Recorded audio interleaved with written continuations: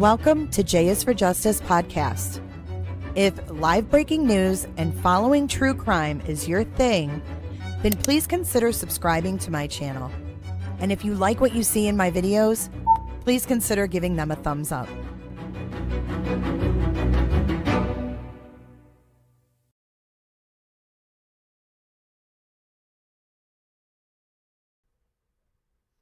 Good evening.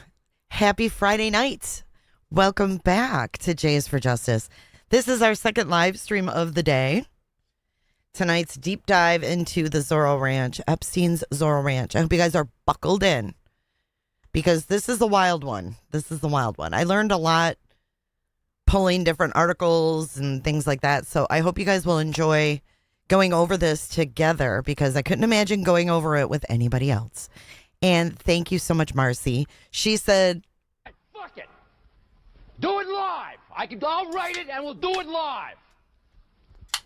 Fucking thing sucks. I see a lot of moderators here like Incognito Potato, Shell, Leo, Flo, Hexy, Southern Ishi. Who else? I want to make sure mods are here. I want them to hear this.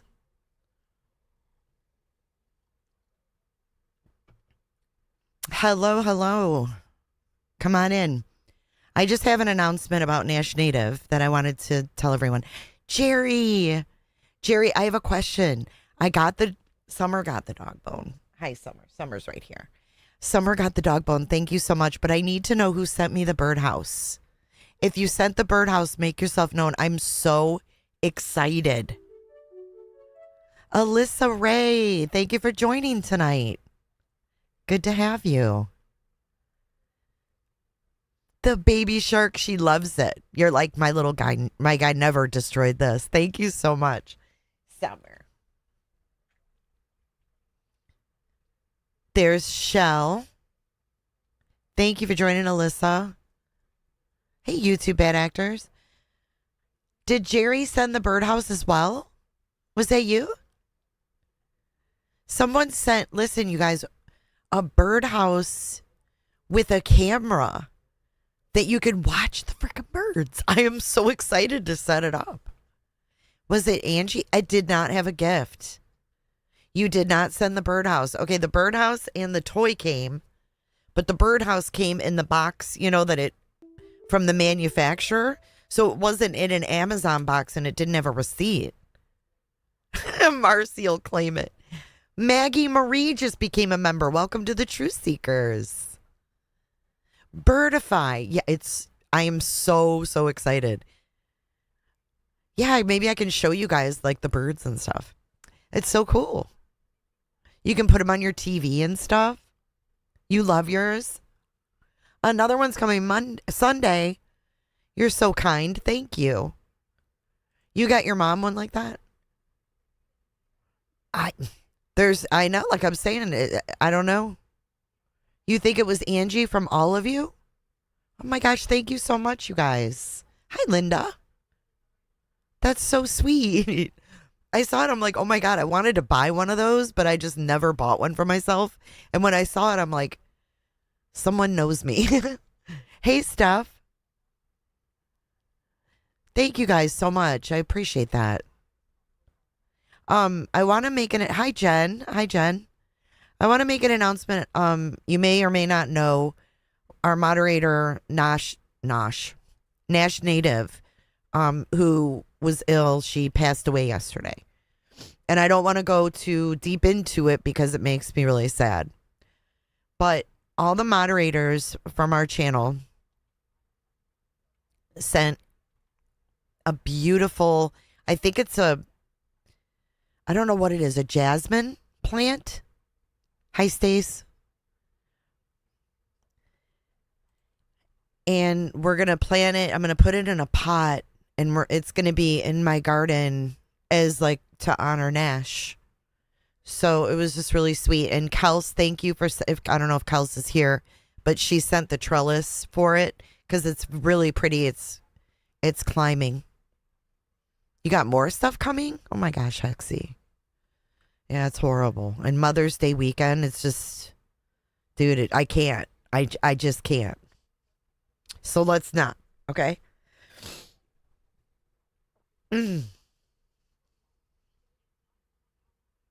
Really, Sin? You guys are crazy. Thank you. It's really thoughtful. Hey, Cardinals. Oh, thank you, Mary J. Blige. Oh, I just can't. Okay. So let's get into tonight's show.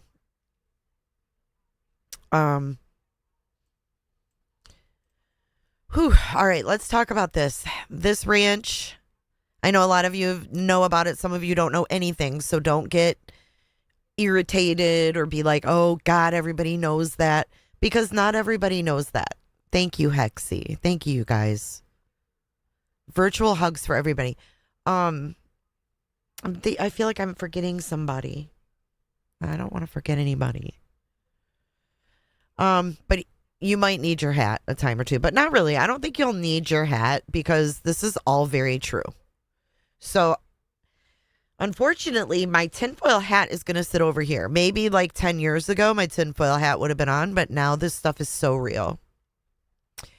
So we're going to start with the history before Epstein. Okay, what you see on the screen, I put up a picture, an aerial view of the ranch. The property was originally part of a Spanish colonial land grant in New Mexico and was historically used for ranching and agriculture. Over the generations, it changed ownership multiple times before eventually becoming connected to the powerful King political family in New Mexico. And we went over this. Oh, yeah, and don't forget the thumbs up. We only have 31 thumbs up. Summer's like, looked at me like, what? 67. Sorry, I just refreshed. So, yes, we're going to get, it's way out in the boonies. There's nothing around there, okay?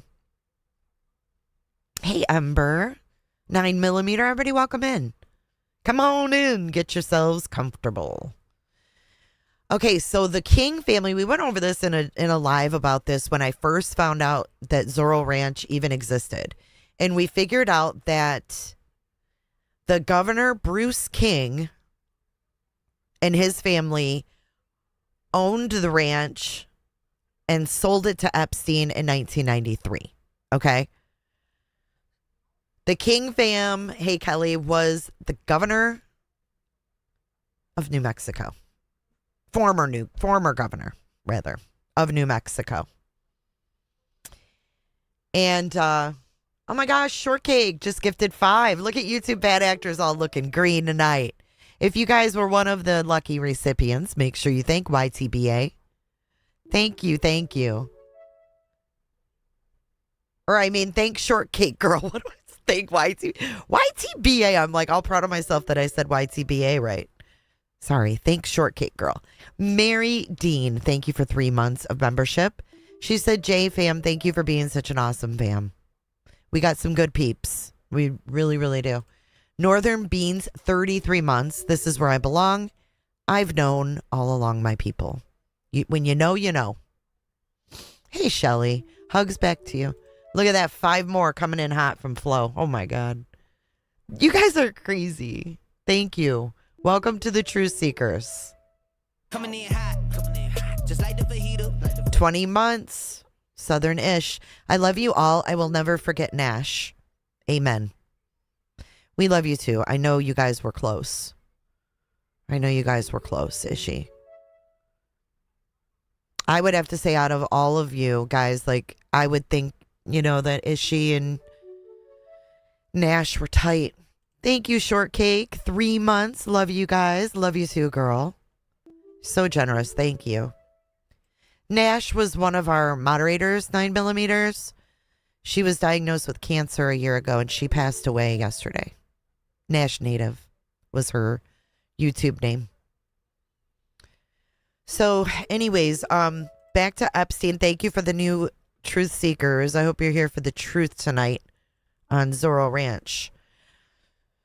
So anyways, the King family, it's Bruce King and his family. The Kings sold it in 1993 to Epstein for $12 million. So I'll tell you a little bit more about Bruce King. Bruce King died in when did he die? 2009. He was a politician and rancher who served 3 non-consecutive terms as the governor of New Mexico. A lifelong Democrat, he became one of the state's most influential political figures, noted for his pragmatic leadership style and his record as the longest-serving governor in New Mexico history. He was first elected as governor in 1970. He was known as the Cowboy Governor. He was married for 61 years to Alice King, a prominent advocate for children's welfare. How ironic is that, right? The governor of New Mexico sold this place to Epstein, and his wife was a prominent advocate for children's welfare. What an oxymoron, huh? He was the father of Gary King, who later served as New Mexico's attorney general. So, the ties run deep. Get the string, because they're all going to eventually connect, right? King remains remembered for his bipartisan pragmatism and enduring influence on modern New Mexico politics. All right. So Epstein purchased it in 1993, and at the time, the property was much less developed. So what you see on your screen is not what existed then.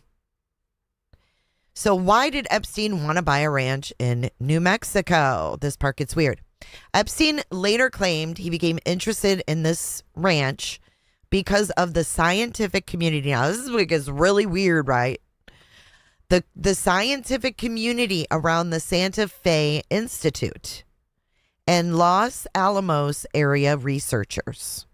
He portrayed himself as wanting a quiet retreat for intellectuals, scientists, and elite guests. But the real appeal that we find out now is that there was extreme isolation. It's out in the middle of nowhere. He had private air access, minimal public visibility, controlled access to everything, ability to host wealthy guests away from scrutiny. No one would see them.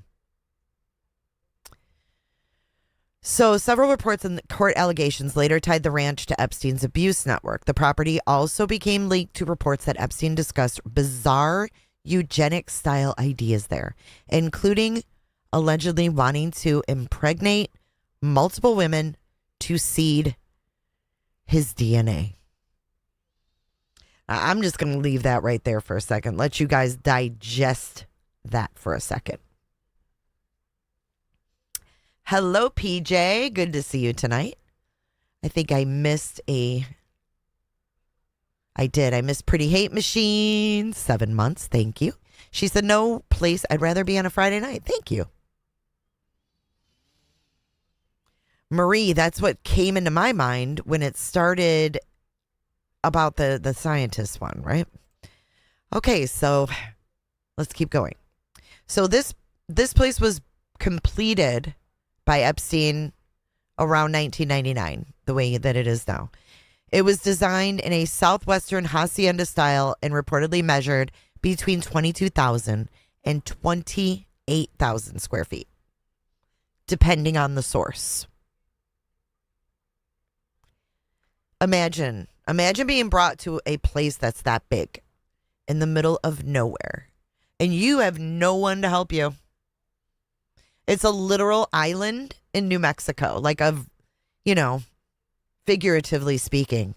Hey, Cindy, good to see you tonight.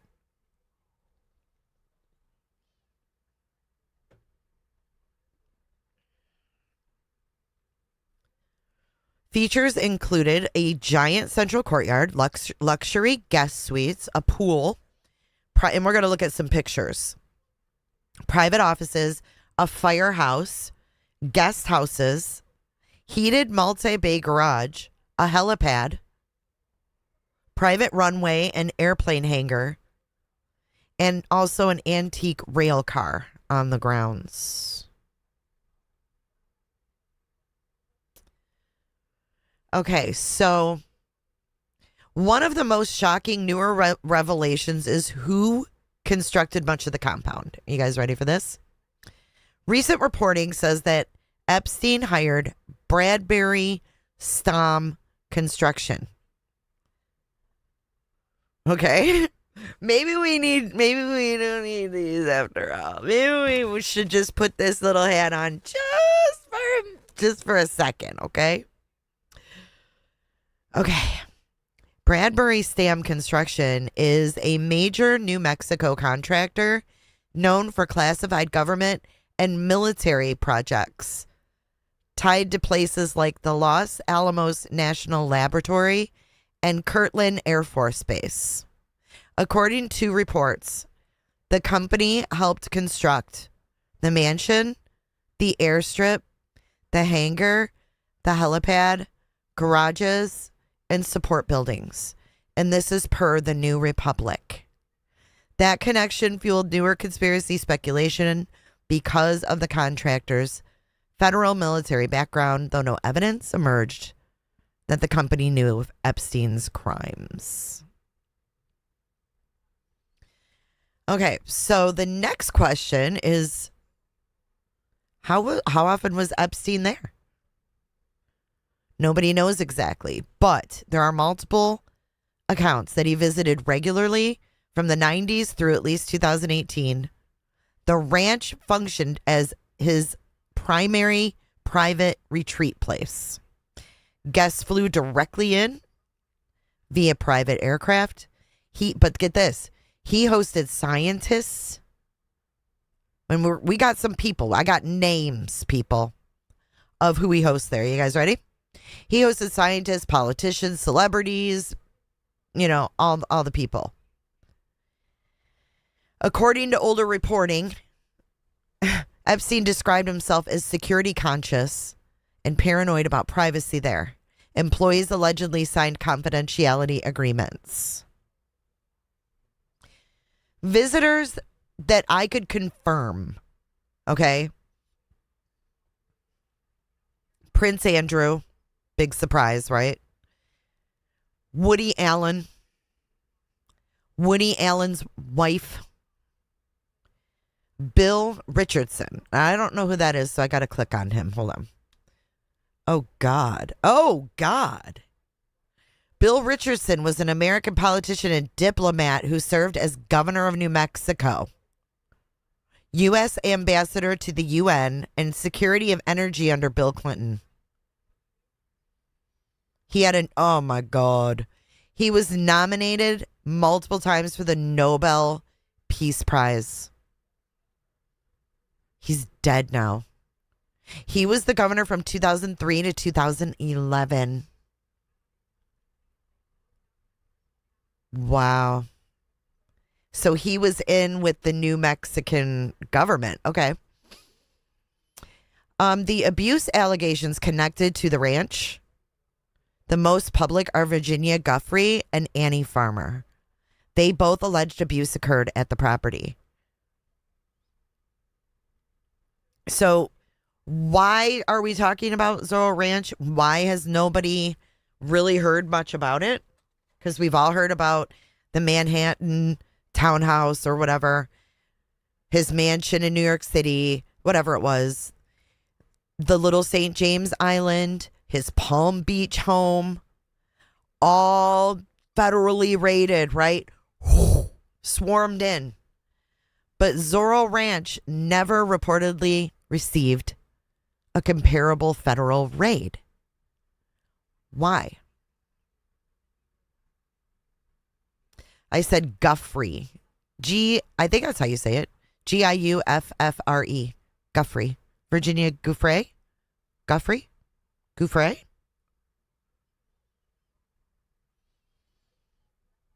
Hey, Kels. I thanked you earlier for the plant and the birdhouse and the trellis and everything. Thank you.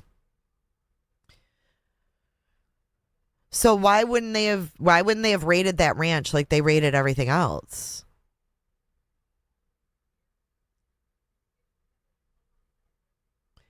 Guffrey?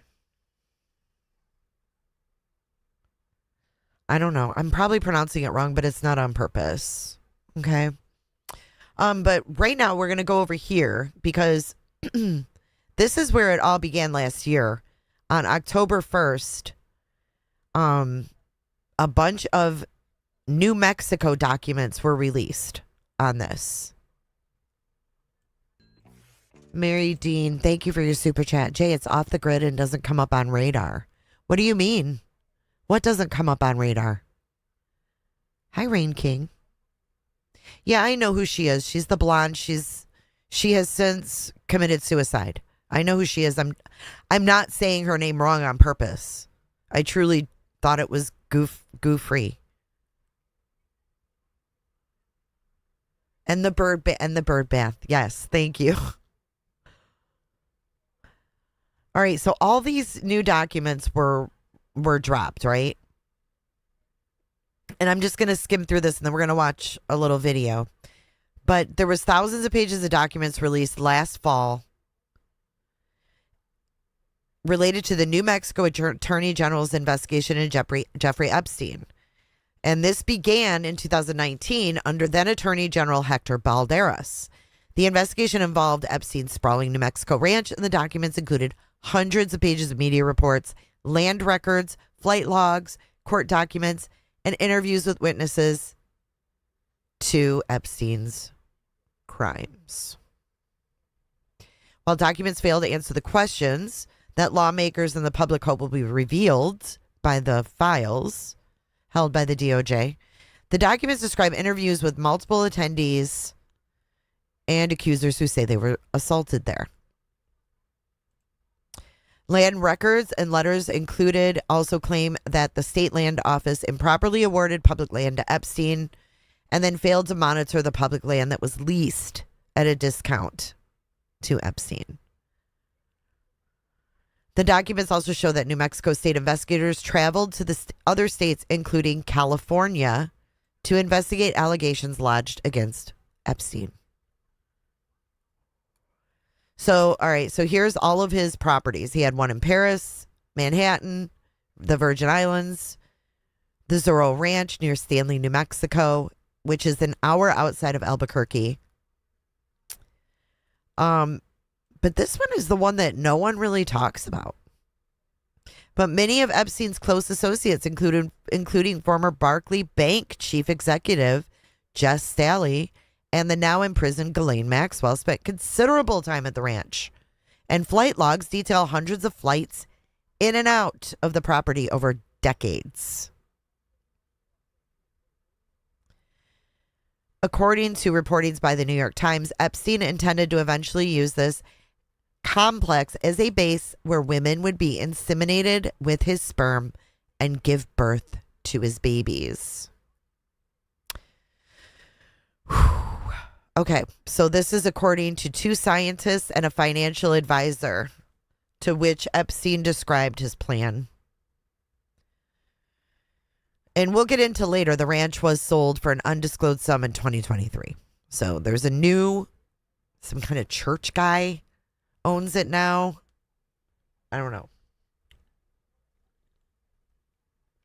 Hello, Galen. What's up?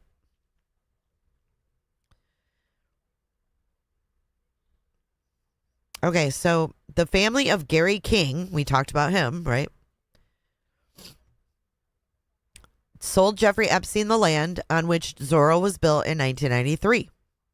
In 2014, King returned over $35,000 in campaign donations from Epstein. And those had the address of the private island. So Epstein was contributing to his campaign, but using the address of the private island. So King was succeeded as Attorney General by Hector Balderas, who oversaw the limited investigation into Epstein before it was shut down without criminal charges being filed. The State Department of Justice did secure $15 million from banks associated with Epstein for a fund to stop human trafficking. I would like to see what they're doing with that $15 million. Emails show Balderas' office communicating with federal prosecutor Maureen Comey of the Southern District of New York in the aftermath of Epstein's 2018 arrest, offering to aid in the investigation. Comey, now get your string again, because we got Comey. This is the daughter of, yes, the former director of the FBI, James Comey. Okay, so Maureen Comey is his daughter, federal prosecutor. So the daughter of former FBI Director James Comey was fired by the Trump admin in July. According to the documents, the investigation was ultimately shut down by the Federal Department of Justice, which told the state agency that the case was being prosecuted in New York and that their services would not be needed. James Comey is the prior director of the FBI who was just indicted for threatening Donald Trump with the seashells. Okay. Maureen, who is the federal prosecutor in the Southern District of New York, is his daughter.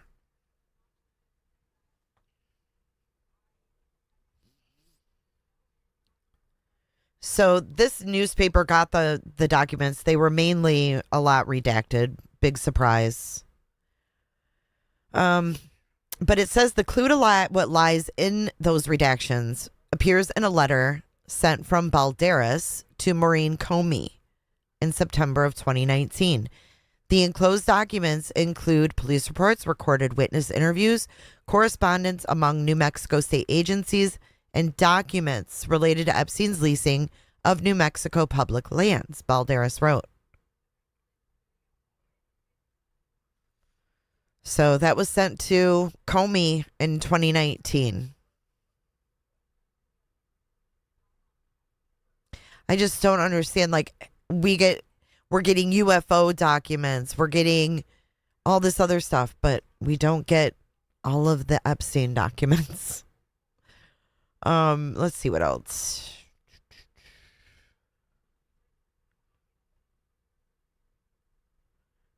Okay, Matthew McQueen, the state rep whose district includes Zorro Ranch, introduced legislation to force sex offenders convicted outside of New Mexico to register in state. So it's important to know maybe why this area created for Epstein, or see, this is where I get my tinfoil hat out, right? No, that was Mark Garagos's daughter in the Diddy trial. That was Garagos's daughter. This is Comey's daughter.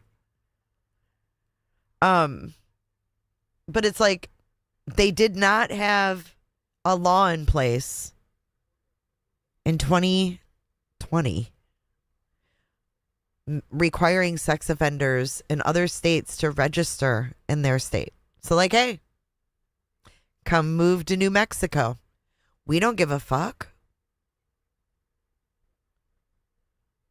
Crazy. That's really crazy.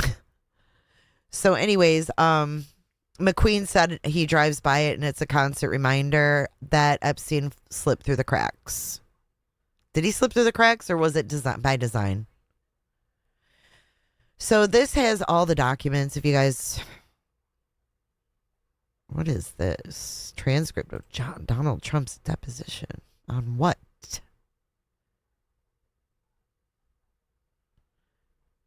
Oh my goodness. Hold on. This would be fun to read. I'm not going to read it tonight, but I want to know what what was in Trump's deposition, according to it's attached to this. Cracks were provided to him. Yeah, protected. That's what I think. I don't understand why all these victims are being named, but the wealthy men are redacted. Yeah, it's bullshit. Yeah, I don't know what this is about. But anyways, there's a lot of documents. I will put everything that we go over in the description if you guys want to revisit any of this stuff. So the next thing we're going to look at, and this is the picture of the kitchen, but the buried bodies allegations. This is where things become like kind of like you can't verify it because they haven't done a thorough investigation as far as we know. But they just recently reopened, which it doesn't even make sense. Like the investigation was opened in 2019. They never really did shit with it. But now they're reopening it because there's allegations that 2 girls may have been buried near the ranch. There was also a suspicious barn/incinerator structure. And they think that evidence may have been destroyed there. So this is not factual. This is just what is being allegated right now. As of 2026, though, New Mexico launched a truth commission to reopen inquiries into activity around the ranch, and staff and former employees are being interviewed over this. I thought it was closed in 2019, reopened last month. Okay. I'm trying to get it all down pat. All right, so now I want to show you guys some pictures of this place. Let's make this bigger so you guys can see. Some of them are just like, but then some of them are just like, oh God, disturbing. It's nothing gross. Okay, this is obviously in the Santa Fe New Mexican.com. The Santa Fe New Mexican publication, whatever. But this is, let me read through this. Now, this is what's crazy to me. This was taken in 2015 during a risk management report. So I was under the impression, and I'm going to have to look into this because I was under the impression that he didn't let officials on the property. There was a woman that was going there to investigate how he was using the land for agriculture and all that. And they did not let her on the property. They didn't answer. So it says here that this kitchen photo was taken in 2015 during a risk management report. Maybe that's something internal that they did within Epstein's and they found the files. I don't know. Maybe it'll tell us in this article as we read through it. I'm not really sure, but that's the kitchen. And why does that picture look like it was taken in like 1992?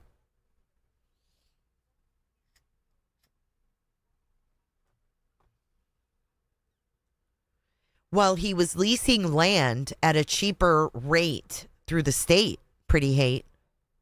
And when they found out he wasn't using it for what the purpose was supposed to be, he was getting a discounted rate.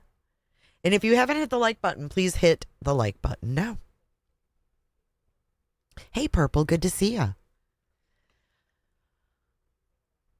Okay, so these were recently released. Let's see, what's the date on this? March 1st, 2026. Photos of Zorro Ranch in southern Santa Fe County, recently released by the U.S. Department of Justice, provide a look into the tightly guarded gates of the compound. Look at this.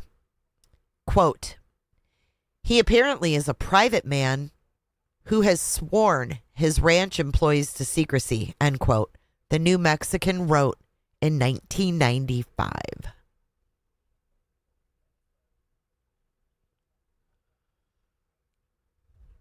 Look at this. David King, a former state treasurer and Bruce King's nephew. Here's another King family member. We have the dad. We have the son. And now we have the nephew. Oh my gosh. Thank you so much, Ishi. Holy cow. Thank you for 10 trutherships. Welcome to the Truth Seekers. That's so kind. Thank you.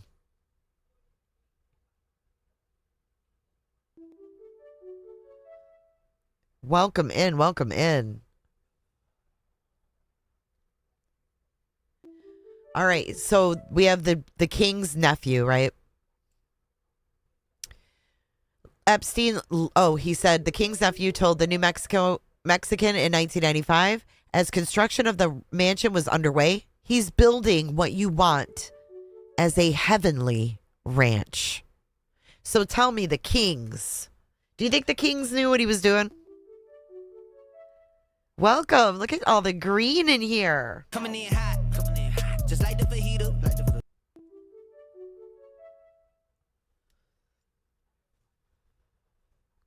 Epstein later told Vanity Fair that Zorro Ranch made his 7-story, 40-room mansion look like a shack. Oh my gosh. Gross. The devil is dancing tonight.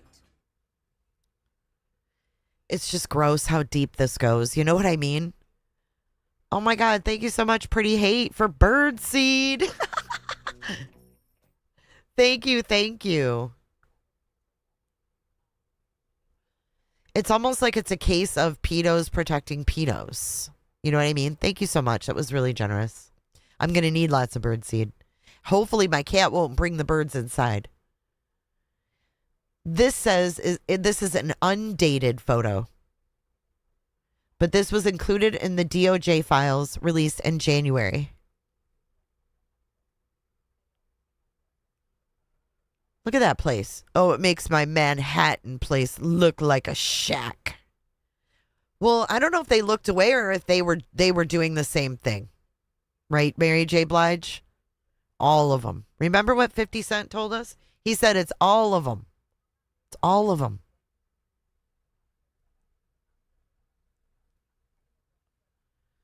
It's crazy. They disgust me.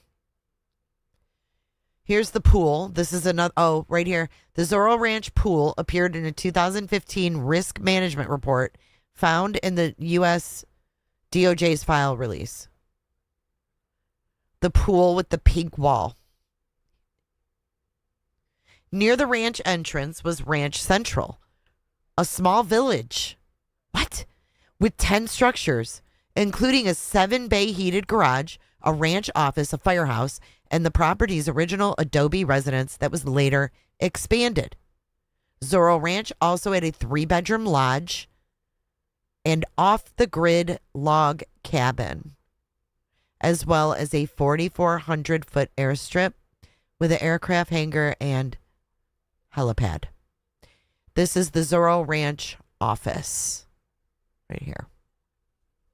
There's his desk. I can just picture him. Remember we saw those pictures of him sitting at the desk at the island with the girls in there. He's gross. Oh, it's so gross.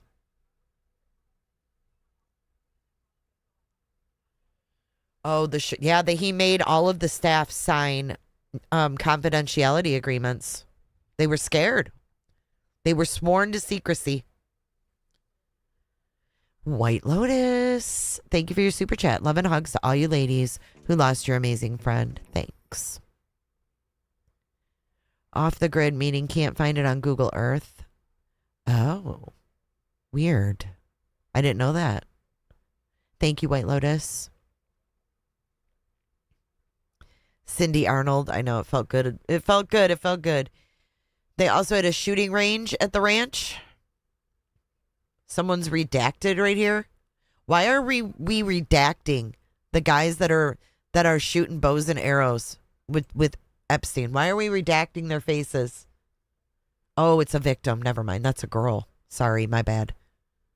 My bad. I blew it up and I saw it. That must be a victim. I want to know who this scum bucket is. Who's this? Ranch managers in recently released files referred to a shooting range.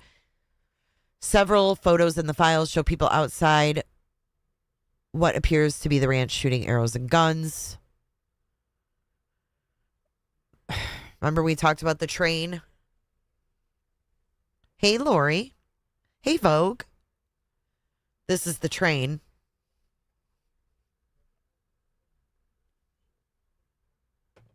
And this says, and these girls look young. 2 girls or women whose faces are redacted are pictured in an undated photo in front of a vintage Santa Fe caboose on Zorro Ranch.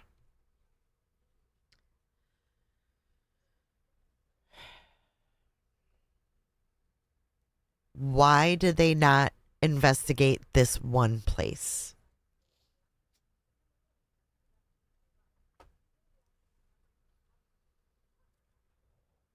A photo inside of what appears to be the office included in newly released files. So this is yet another girl.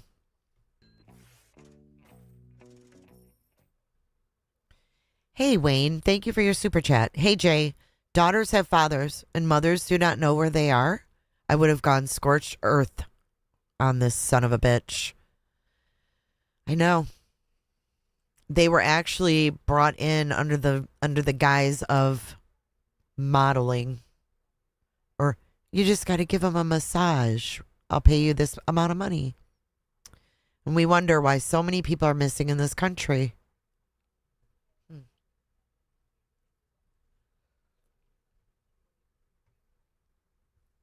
Thank you again, Wayne. It's nice to have a guy's perspective on this. It's kind of how, girls are groomed into any industry, acting or music, any of that. It's all part of the grooming and lying and the ruse.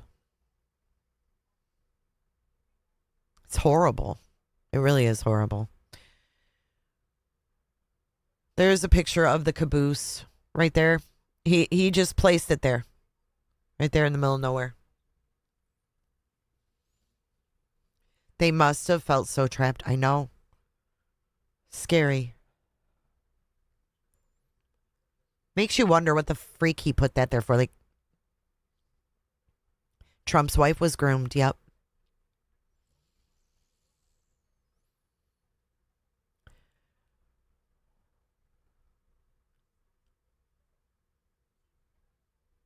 Okay, there he is next to the caboose. Ugh.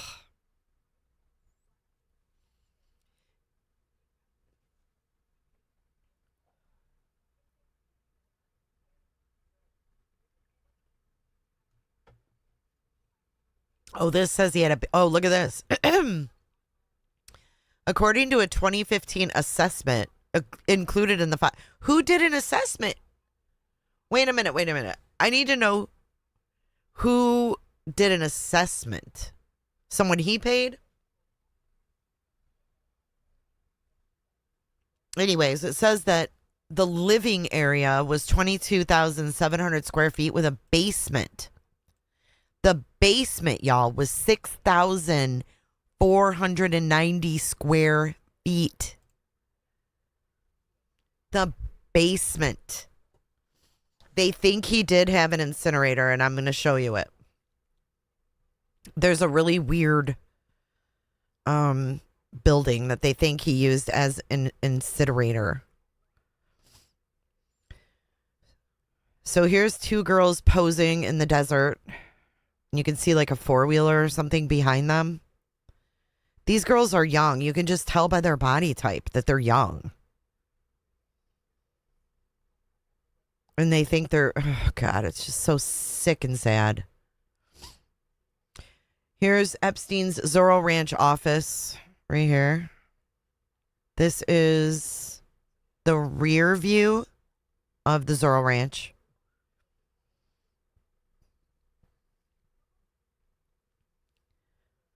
This is in the garage. So there's the 4-wheeler or whatever. I don't know what the hell. What are these red things? What are those?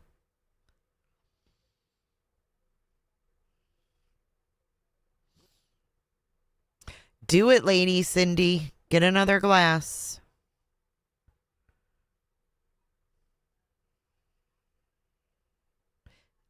This is in New Mexico. Does anybody know what that is? It says ristras. What is a ristra? Does anybody know what that is? I'll Google it. Oh, they're chili peppers.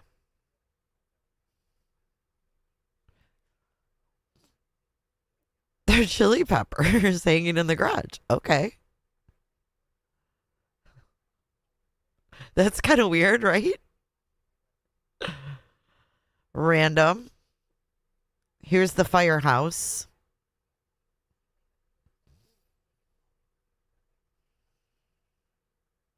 Why does he need a firehouse? I don't know. Oh, God. Oh, God. You might need a firehouse if you're running an incinerator. I mean, why would he need a firehouse? God, his homes are so ugly, too. Like, it's not even like, oh, I walk in. Oh, this is nice. There's got to be TS. This is too. All this is just too gross to not be. I mean, why would you need a firehouse? Oh, look at the purple chairs. This is the great room. What is that a picture of? Hold on. His art was always really disturbing as well.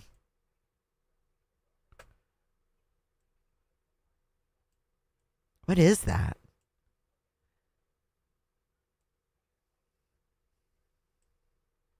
And why do these photos look like they were taken with a potato?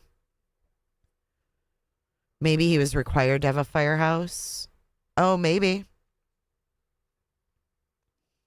Why did he have a dental chair? I don't know.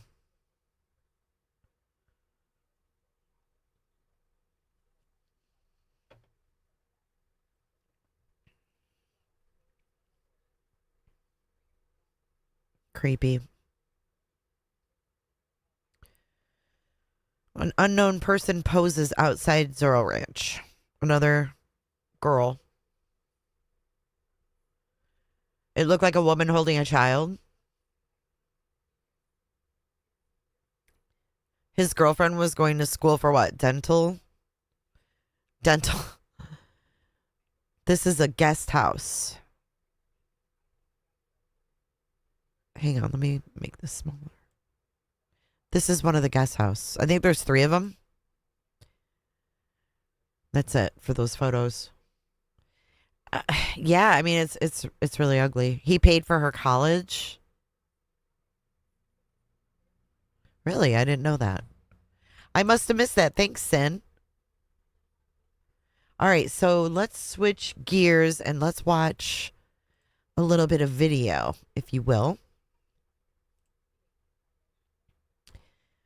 This came out 2 months ago, and this is the we watched a little bit of this. I don't know if any of you were here before, but we watched a little bit of this radio DJ who got a letter. This is what made this all like break wide open again, was because this guy got this letter. He'll tell you all about it. He got an email. I shouldn't say a letter. I'm a boomer saying letter, but no, he got an email about the bodies that could be buried there. So this is on the Santa Fe, New Mexican, and this radio host name is Eddy Aragon. And he was digging into what went on there at the ranch. And then he started getting call-ins, like people giving him information and stuff like that. But anyways, this is the radio host that got the direct information. In Mexico, but abroad. Mr. Aragon, thank you for joining us today. It's great to see you. Thank you. Thank you so much for having me. I appreciate it. Obviously, you can tell by his voice. He's the radio DJ. Mr. Aragon, as I mentioned, you've kind of been at the forefront of the Jeffrey Epstein case in New Mexico, talking about it and investigating it kind of long before it became popular to do so. May I ask what prompted your interest or involvement in the case? Yeah, thank you. And I think it's a great question. That's really like the inception of all this. And back in 2019, when all this happened, July 7th, 2019, Jeffrey Epstein was arrested, brought in, and then of course, New Mexico is a part of that. This guy is terrifying. Why? Well, you know, he's a radio DJ, right? He's not made for the video. Like me. I got a face for radio. And by virtue of the fact that he owns a property on the other side of the mountain, about 40 miles removed from Albuquerque. And, you know, my station, the radio station coverage covers a long he's stretch still of all alive. that, all the way out to Clients Corners, you know, out past Grants, you know, well past Socorro, and then beyond Santa Fe, up into Espanola is where the radio coverage is. And so it's really not my investigation. I think it's more on behalf of the public's curiosity. We're talking about this today, 7 years after the fact. This is something that people want to know about. And so when you have a call-in show and then I don't have call screeners and people pick up the phone and call in, people were bringing in more and more information. So it's not my curiosity, it's the public's curiosity. They were driving this. This isn't something of my own making. It's not like all of a sudden I discovered Jeffrey Epstein, I have something. This has more to do with the public, you know, having a muzzle on themselves, not having an outlet to go to do that. And there you go. That's the start of all this. You know, the bigger part of that, of course, is the fact that there was just a lack of coverage on behalf of the local television stations. They didn't cover it. Local radio stations, they didn't cover it.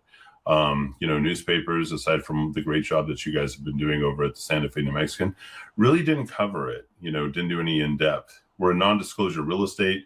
And then, of course, we have big, powerful politicians who sort of run. See, I give him props. I like this guy because he was relentless in asking about this Zorro Ranch. And he didn't give a fark. Hey, Jason, good to see you. The roost. And so my little radio station there on 1600 AM provided an ample and an opportune, you know, moment and segue for many of these people to come forward and start speaking about this.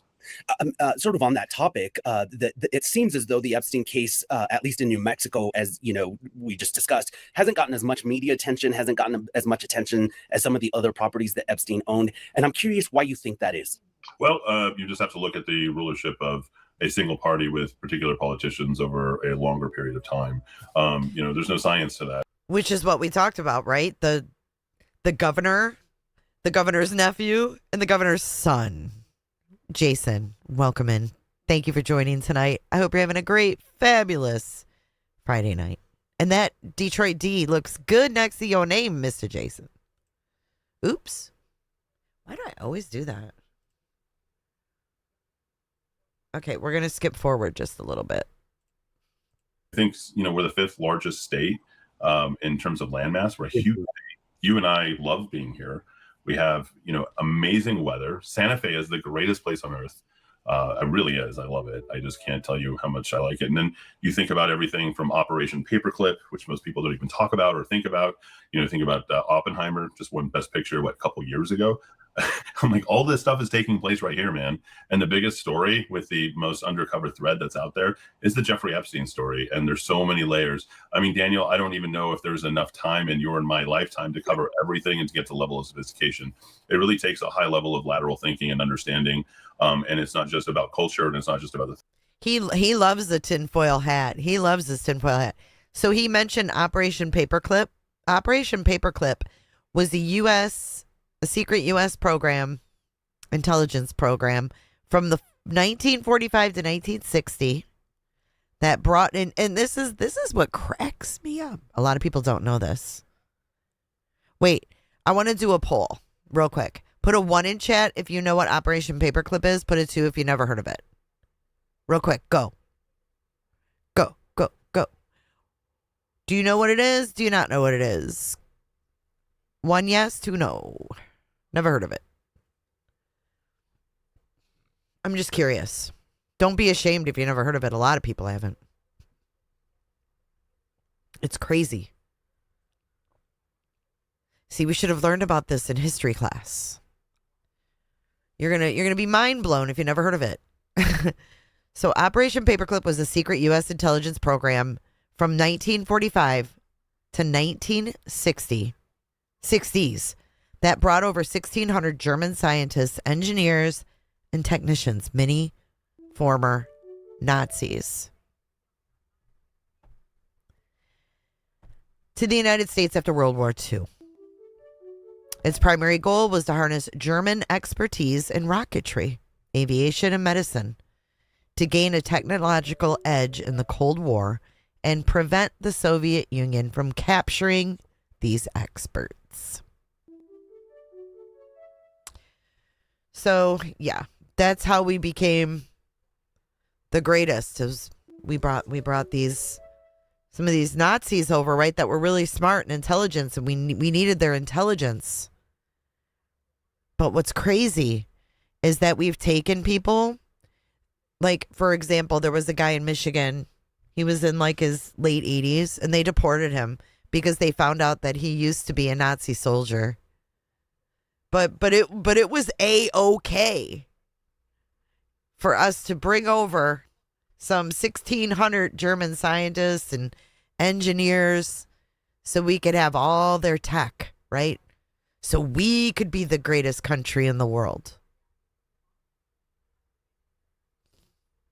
It's how we won the space race. Now, we knew there were German, people working with NASA, but it was the whole thing. It was the whole thing. Anyways, I digress. Things that have taken place here, it's the things that are going to continue to take place unless you and I and the media, the fourth estate, shines light on exactly what that is. Wait, hold on. Yeah, the people need to speak up. Thank you so much, Beans, for gifting 5 more. And they need to speak out, and they need to understand what's happening right in their very backyard. I mean, to really process and contemplate the fact that there may have been things taking place on the other side of that mountain. I mean, all I have to do is tell people to do a couple of key search words on the Department of Justice website. You and I agree, I think, on the fact that all files should be released. Like, yes. we shouldn't have any redactions other than the victims themselves, and then get all X amount of files out there so that we know that's really what's going on. So I like the sort of group sourcing that's going on, or the group thinking that's going on, and that everybody's becoming a citizen journalist. I think you and I shun that term. It makes me angry to be called a citizen journalist. I hold an FCC license. You're a journalist of note for a big paper and a paper of note here in New Mexico, and I think that's important. But we've got citizen journalists who are helping sort of fill those gaps, and that's what needs to happen. And my biggest concern, of course, is going to be on behalf of the victims themselves. The victims haven't been spoken for, and whether they're alive, dare I say, whether they're dead, and we'll get to, I guess, my email here shortly, and how I handle that. That is something that is troubling. I mean, can you imagine getting an email like that? What do you do with it? I'm a journalist. I went straight to the FBI with that. And Mr. Aragon, for folks who may not be familiar with the contents of the email, what did it say? Here we go. Listen. There's 7 lines. They all had a piece of media that was sourced in there. I did not receive the media. It asked for me to go ahead and give them 1 Bitcoin. At that time, the value of that was $6,500, $7,000. Does this happen a lot? What the fuck, Bitcoin? Dude, is this normal procedure to ask for Bitcoin?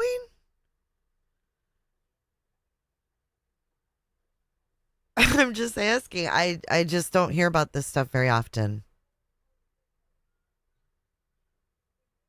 However, my daughter's school's Canva was hacked yesterday, and she couldn't take a quiz, and it affected millions of students around the country. And they had this weird screen pulled up, and it said, when she went to take her quiz,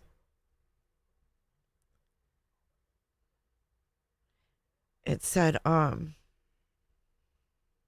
on, I'll read it. It was a hacker group.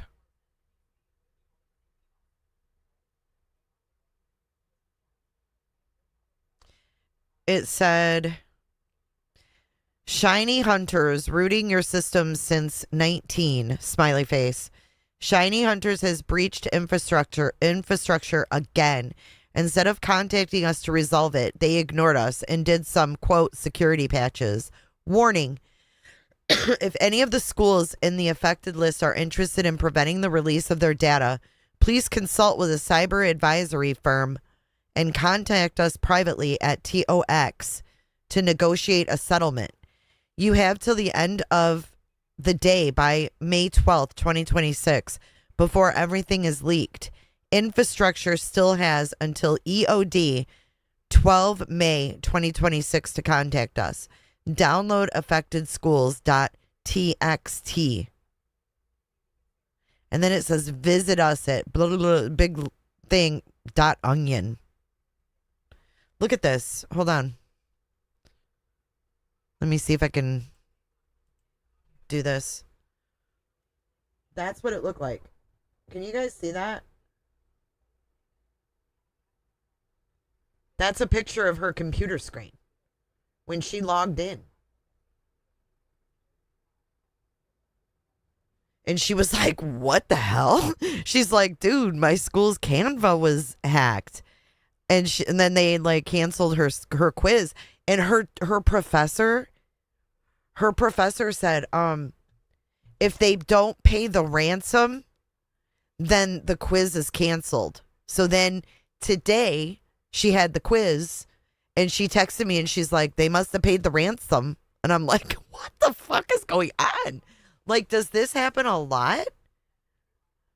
It's very weird, right? Yeah, very weird. So they must have paid them. Okay, enjoy. Hey, what did you get, Kels? What'd you order? Wingstop?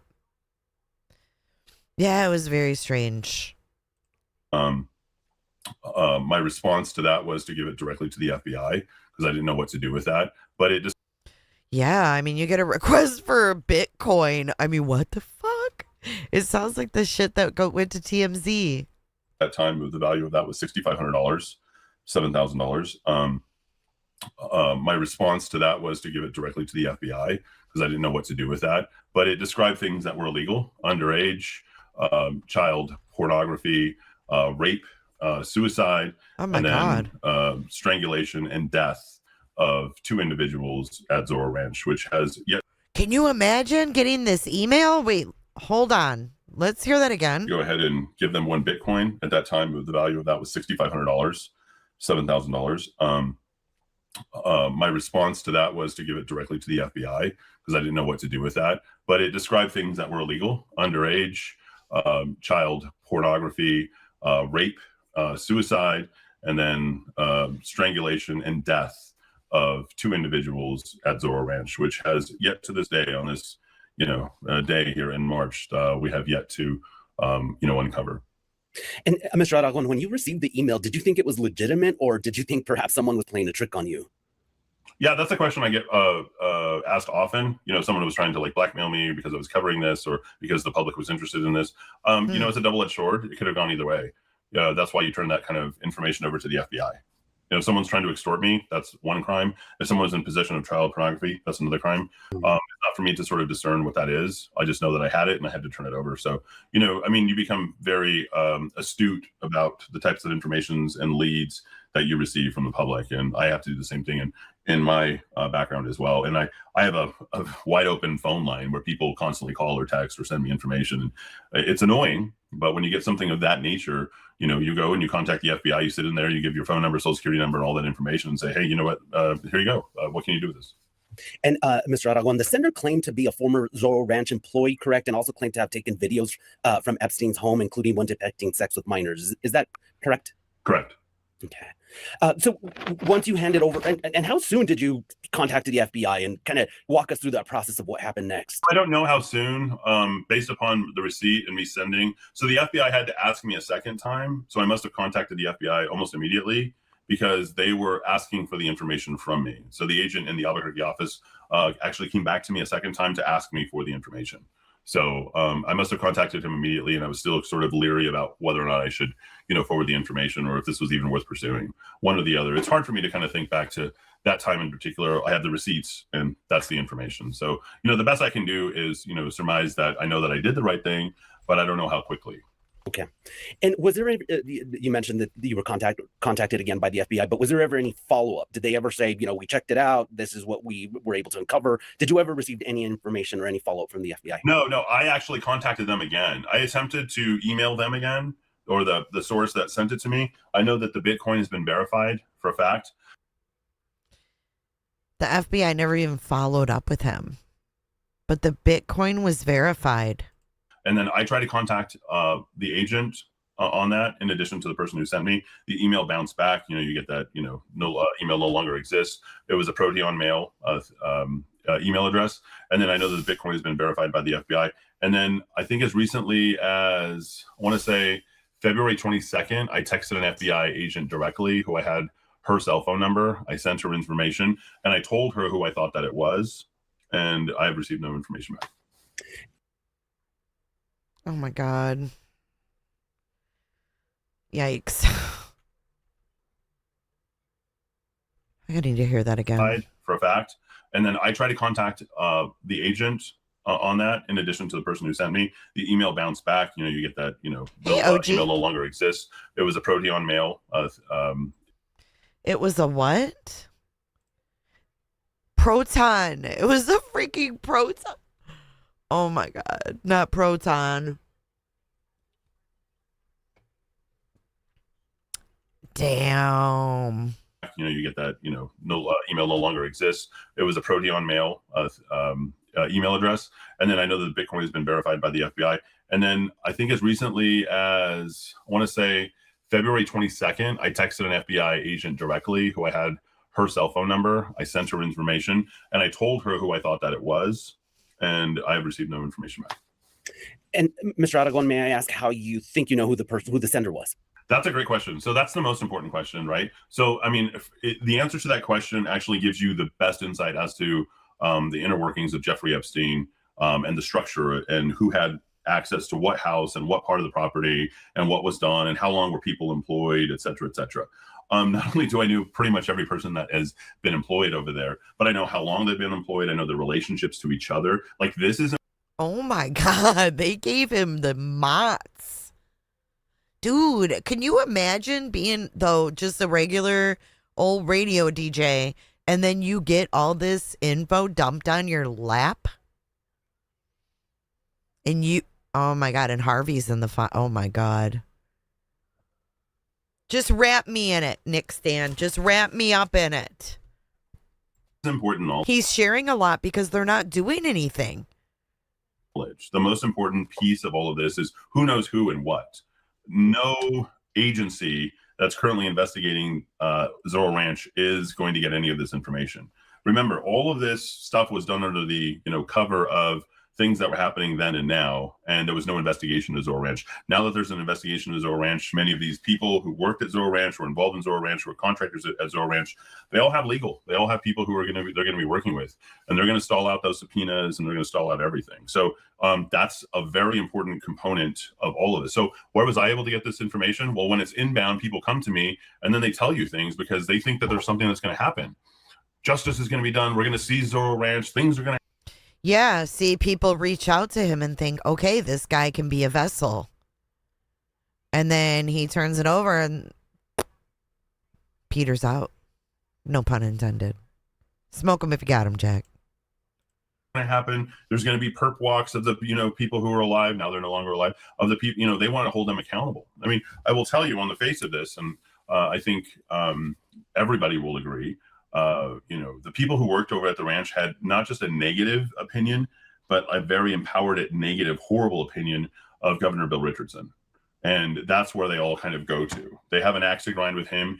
He wasn't there at the ranch all the time. He frequented the ranch. I mean, he was there more than I could even, connect the dots for them to be there. Everyone has a story about Bill Richardson, how long he was there, what he was doing at the ranch, for him to say, back when he was alive, that it was one time back in 2012. Like, no, dude, like, you were there all the time. It's a drift. Boom. Boom. One time. He's like, dude, you were there all the time. For them to be there. Everyone has a story about Bill Richardson, how long he was there, what he was doing. Bill Richardson was the governor. Remember, we went over that. At the ranch, for him to say, back when he was alive, that it was just one time back in 2012. Nice, like, no, dude, like, you were there all the time. It's I've driven the path from the legislature and the roundhouse directly to, Zorro Ranch, 37 minutes. It's a quick jaunt down the road. And Mr. Aragon, is that information? Wow. 37-minute drive for the governor. The governor of New Mexico, Bill Richardson. Information that you obtained from the folks that used to work at the ranch? Yeah, correct. Yeah, they're very highly opinionated about him in particular. So Prince Andrew there, as I have noted, was there from 2003, from October 20th through October 22nd, well documented. Wow. And I have documentation here that says Prince Andrew was there in 2020 or 2001 for several days. You know, they were friends. You've seen what's happened with Prince Andrew.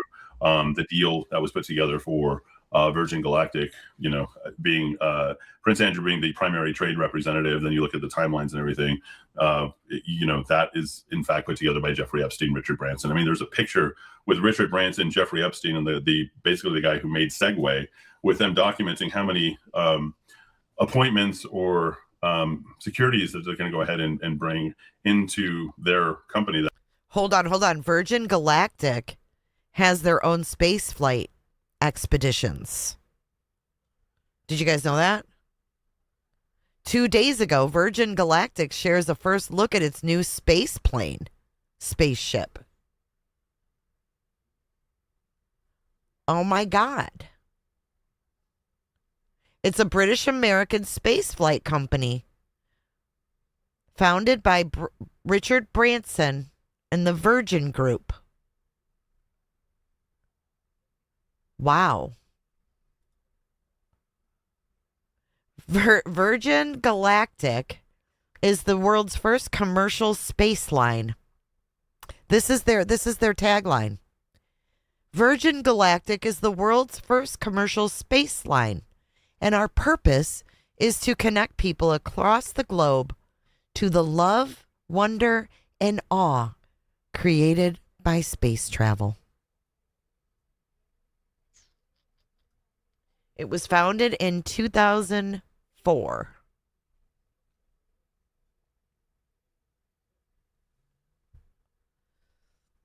That they created with Virgin Galactic that was going to send people out to space. You know, like there's the number right there. It's fantastic. I mean, to look at that kind of stuff is just kind of crazy, and to realize that people were putting down $50,000 deposit, and then oh my God, you know, we're on the hook for another $200,000 for them to go to space. And well, we've gone to space like 4 times the Virgin Galactic. Oh my God. Whoa. I guess new meaning for space sex, son. I mean, Richard Branson, Bill Clinton, Bill Richardson, you know. Oh, there you go. There you go. Oh, how interesting is she? Virgin Galactic has paused commercial space flights since June of 2024 to pivot toward developing its next generation Delta class space planes, with plans to resume operations in late 2026. See how this shit all connects? Thank you, Ishi. You guys are the best diggers. Jeffrey Epstein and Prince Andrew. I mean, they're all in the same room several times.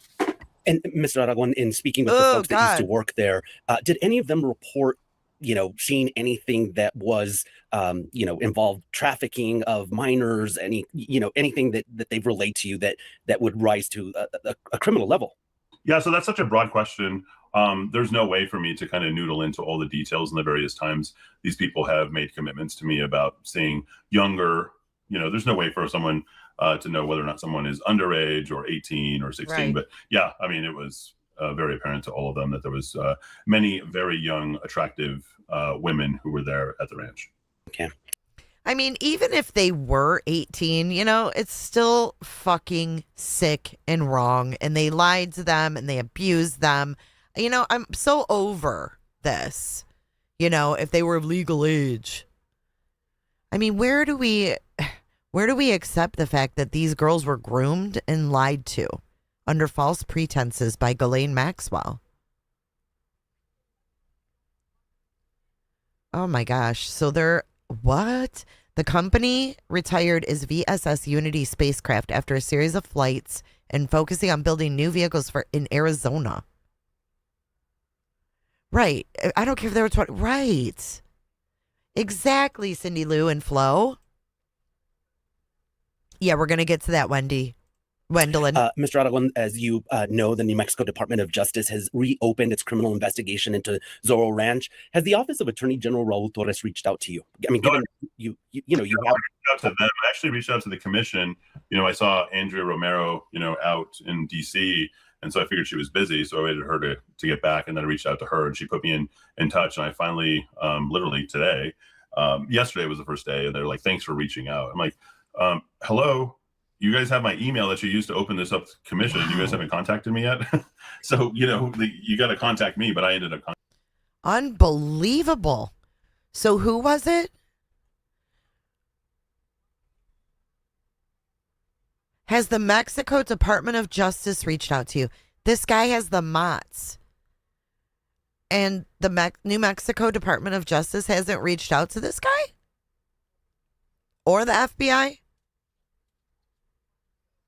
Into Zorro Ranch. Has the Office of Attorney General Raul Torres reached out to you? I mean, given you have reached out to them. I actually reached out to the commission. I saw Andrea Romero, out in D.C., and so I figured she was busy, so I waited for her to get back, and then I reached out to her, and she put me in touch, and I finally, literally today, yesterday was the first day, and they're like, "Thanks for reaching out." I'm like, "Hello, you guys have my email that you used to open this up commission, and you guys haven't contacted me yet." So you got to contact me, but I ended up contacting them, and hey, they were appreciative. I think we're all trying to get to the bottom of this, and I'm glad to finally have heard back from them. So they returned the call, and I hope to. Oh, they returned his call. That's nice. It's nice to know, huh? Be cooperative and helpful, and make sure that we do this on behalf of the victims.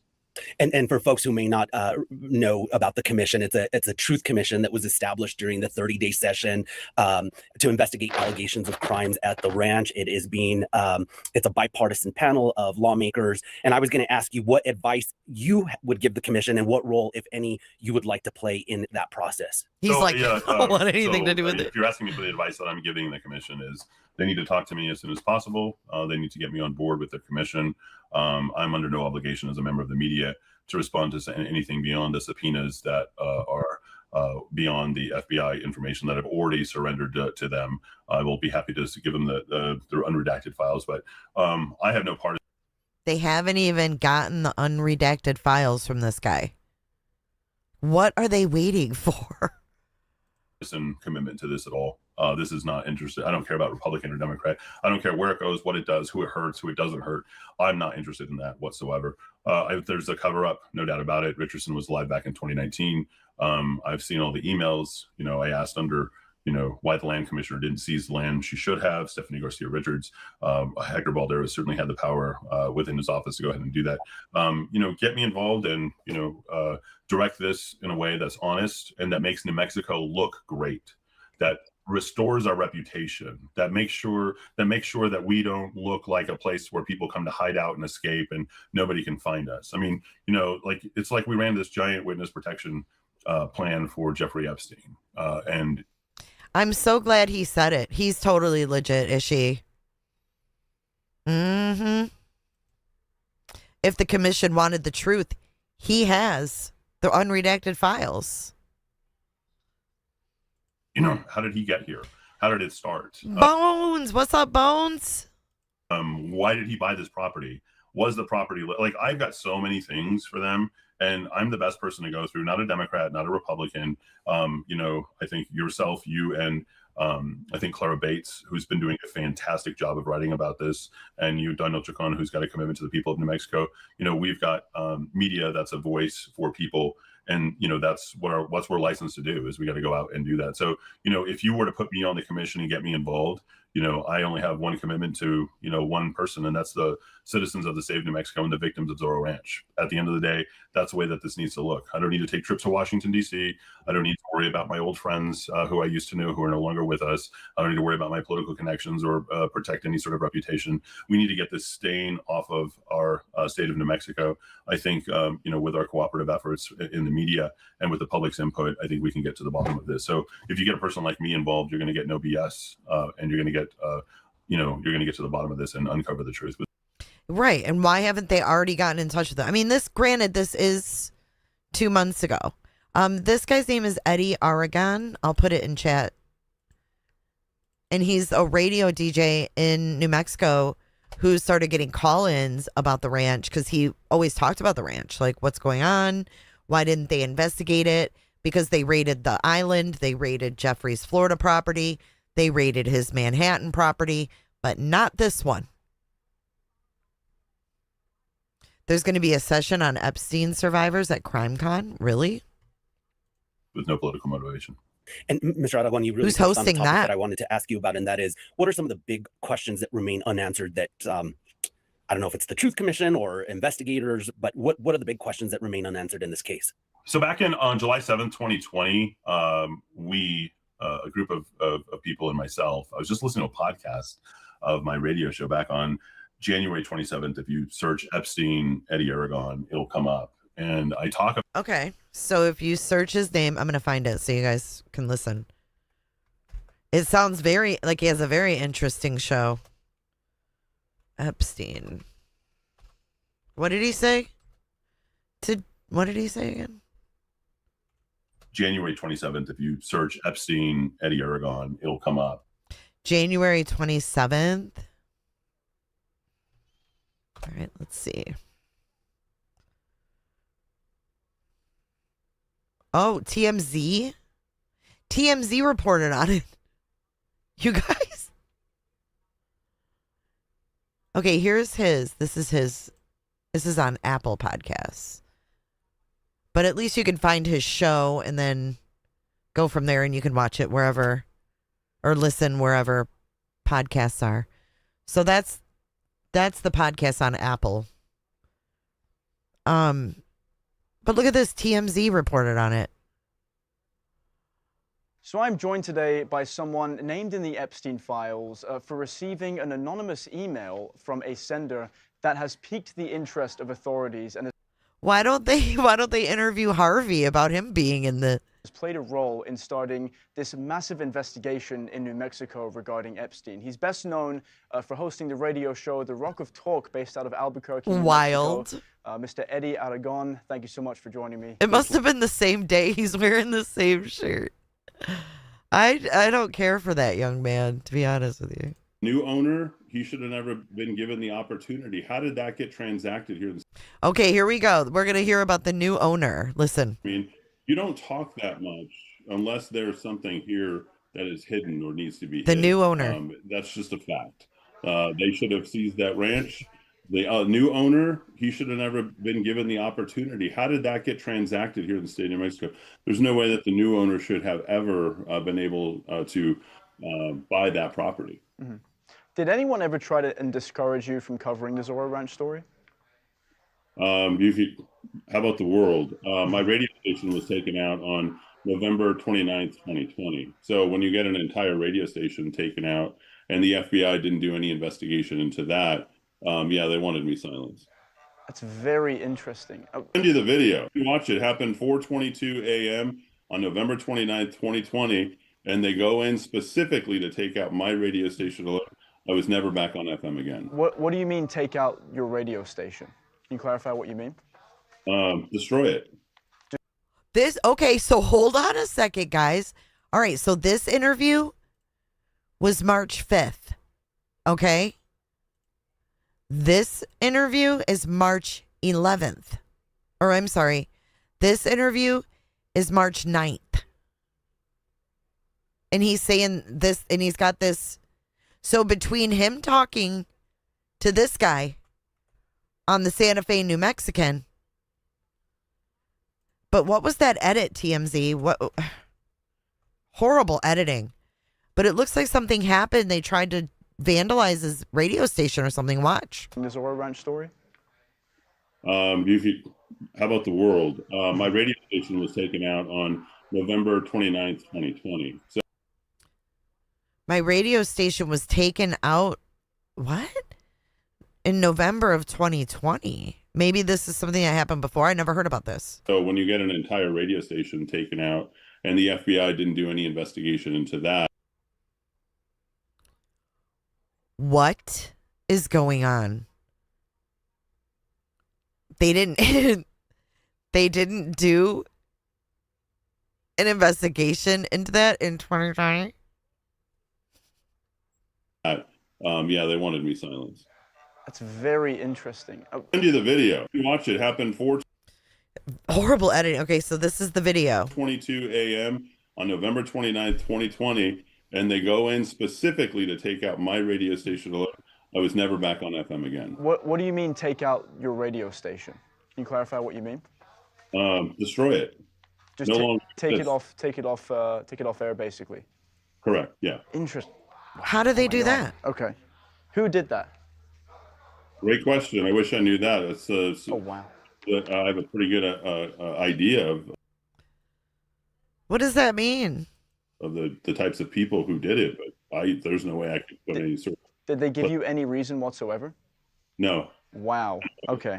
And these are two guys, you'll see it in a red truck, who go to the top of the crest, which is 10,000 feet in 3 feet of snow, and drive with their vehicle to take out my radio station at 4:30 in the morning. That's really interesting. I think, and that brings me to my next question, which is, you've spent a long time doing your own independent research into the Epstein.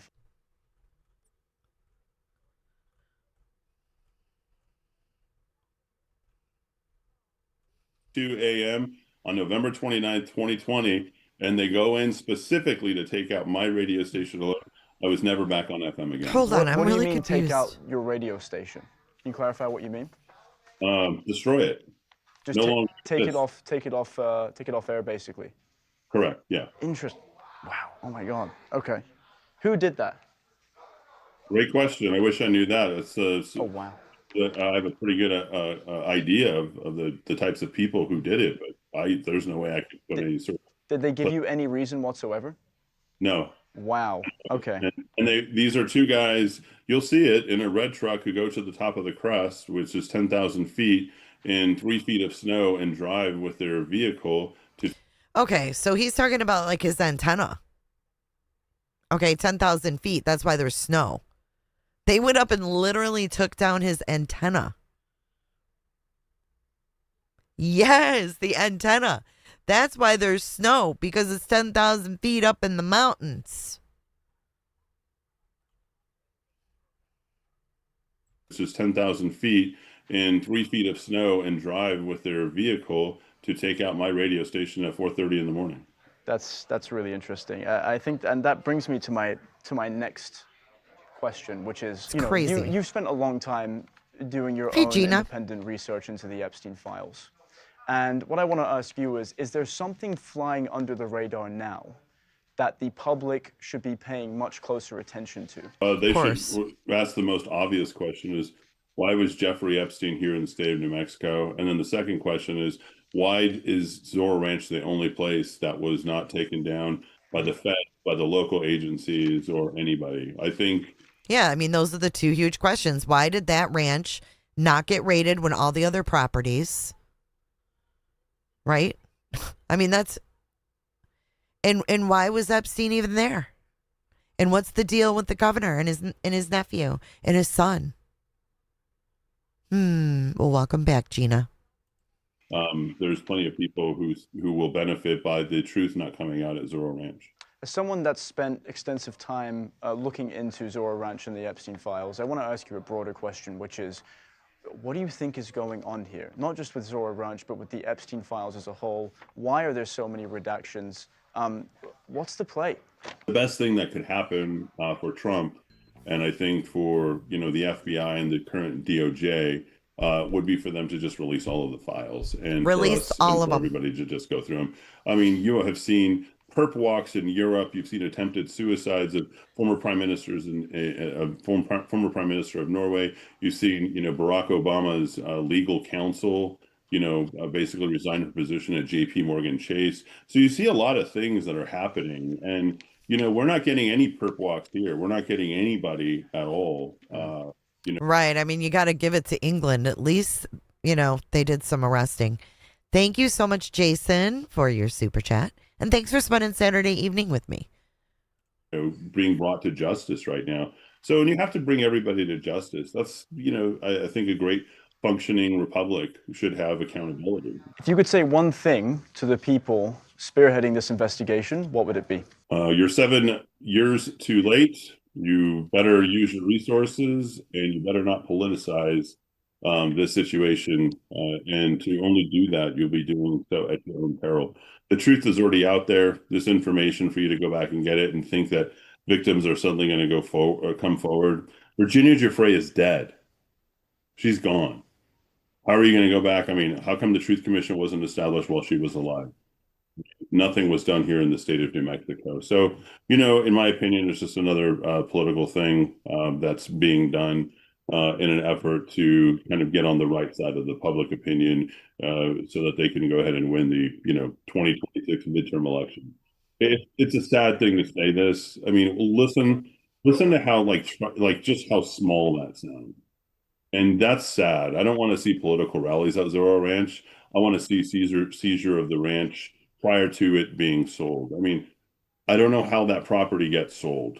And these are the questions that they need to ask themselves, because everyone, and I do mean everyone, who's elected, who had the power to do something, and knowing that we had victims on that ranch, has blood on their hands. Thank you so much for taking the time to talk with me. Did I say Saturday? Friday. Sorry, Friday. So interesting, huh? I didn't realize he was on TMZ, but here again is his podcast or his radio show. Oh, Ashley dropped a new episode. Who bought the ranch? Okay, well, before we get into that, I will get into that. We got two more things to cover. Well, one more thing, and then we'll get into who bought it. This right here is another thing. The FBI was warned that Jeffrey Epstein could have been destroying evidence in an incinerator. Thank you, Marcy. Tired. It has been a long week. Who took the soulmate? I guess it's a big secret. I'm going to have to watch after this. But the FBI was warned that Epstein could have been destroying evidence in an incinerator after a suspicious barn was built on Zorro Ranch, where he allegedly buried strangled girls. A former police officer who patrolled the area around the ranch for 15 years told the FBI he was worried that evidence was being destroyed. And that's in a DOJ document. It comes amid swirling allegations about what role the hideaway in New Mexico played in the SA or trafficking of underage girls and young women. His ranch is now the subject of a new investigation after chilling claims about the bodies of two foreign girls being buried at the 7,600-acre property.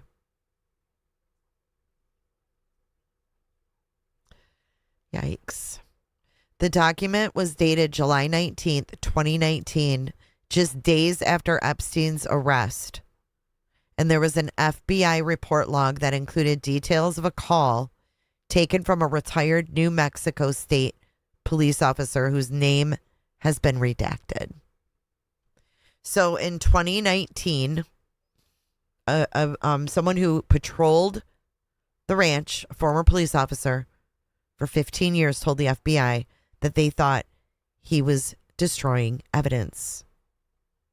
It was right after they arrested him. They raided the Florida property. They raided the New York property. They raided the island. But they didn't raid this. It was left untouched. Why?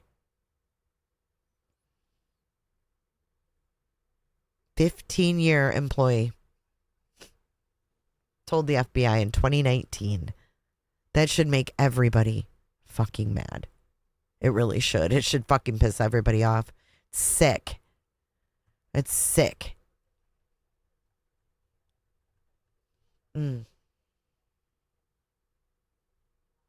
I think that this ranch plays a bigger key than we even know. I think we're just scraping the surface. Because why wouldn't they? The fact that they didn't says more than anything they could say. You know? So the new owner, let's see. We're going to get into that now because that's interesting. Oh, sorry. Are you ready for this?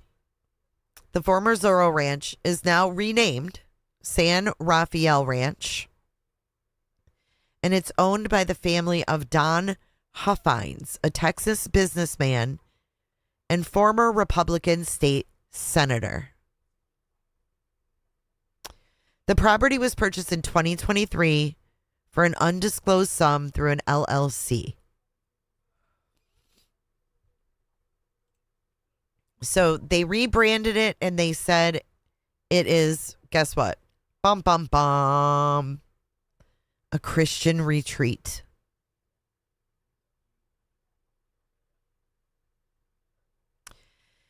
In early reports in 2026, the Huffines family stated they would cooperate with law enforcement. And get this, according to the Texas Tribune, the new owners had not previously visited the property before purchasing.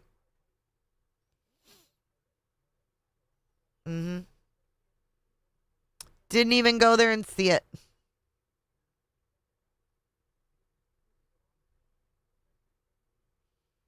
He's now running for state comptroller. Look. Texas businessman running for office owns Epstein's Zorro Ranch. Oh, boy. He's now running a high-profile campaign for comptroller. This is February 2026. And it's been renamed San Rafael Ranch. And it used to be 49 Zorro Ranch Road. Now it's 49 Rancho San Rafael Road. The change was made in 2024. The ownership was previously unreported. This is him right here. This guy.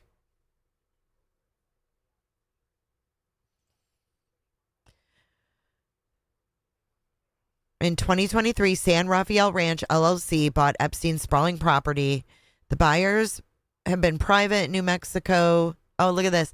New Mexico is one of a handful of states allowing anonymous ownership of property through LLCs. How convenient. For fuck's sake. 4 years after Mr. Epstein's death, the Huffines family purchased property in New Mexico at a public auction whose proceeds benefited his victims.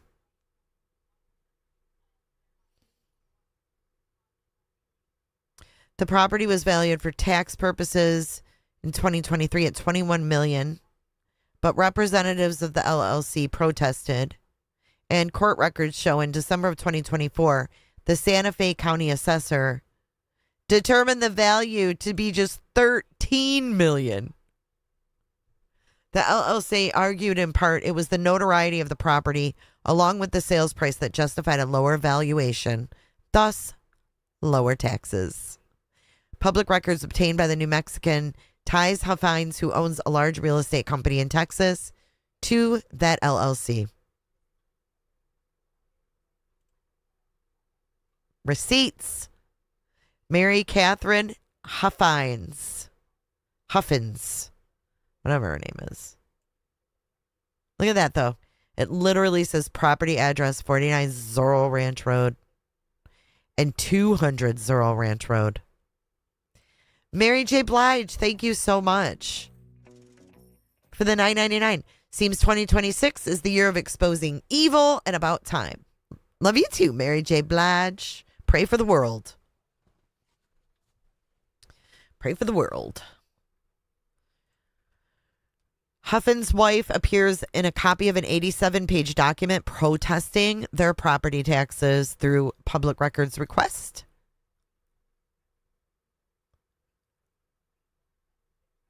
The address listed, okay. An earlier version of online public business filings listed Huffin's son, Colin. Oh, God, now we got the son involved. So it's just like the other guy. God almighty. So we had the governor, the governor's nephew, the governor's son. Now we've got this guy his wife and his son Colin listed as manager of San Rafael One LLC. He is the front runner in the GOP comptroller primary race in Texas. He is running to Doge Texas government. Oh my God. Among his goals is to abolish woke DEI and eliminate benefits for illegal aliens.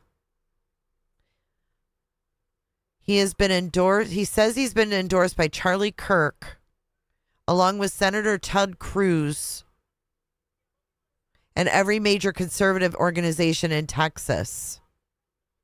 Let's look at his website. Oh, no. Oh, no. You know, right. Why couldn't Cooterville just get that ranch and we could have made it a nice place?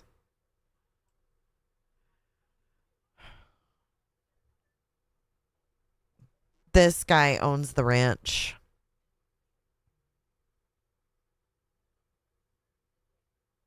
Ew. Just no. Just no. Nope. I'm all set. I am all set with this one. Ugh.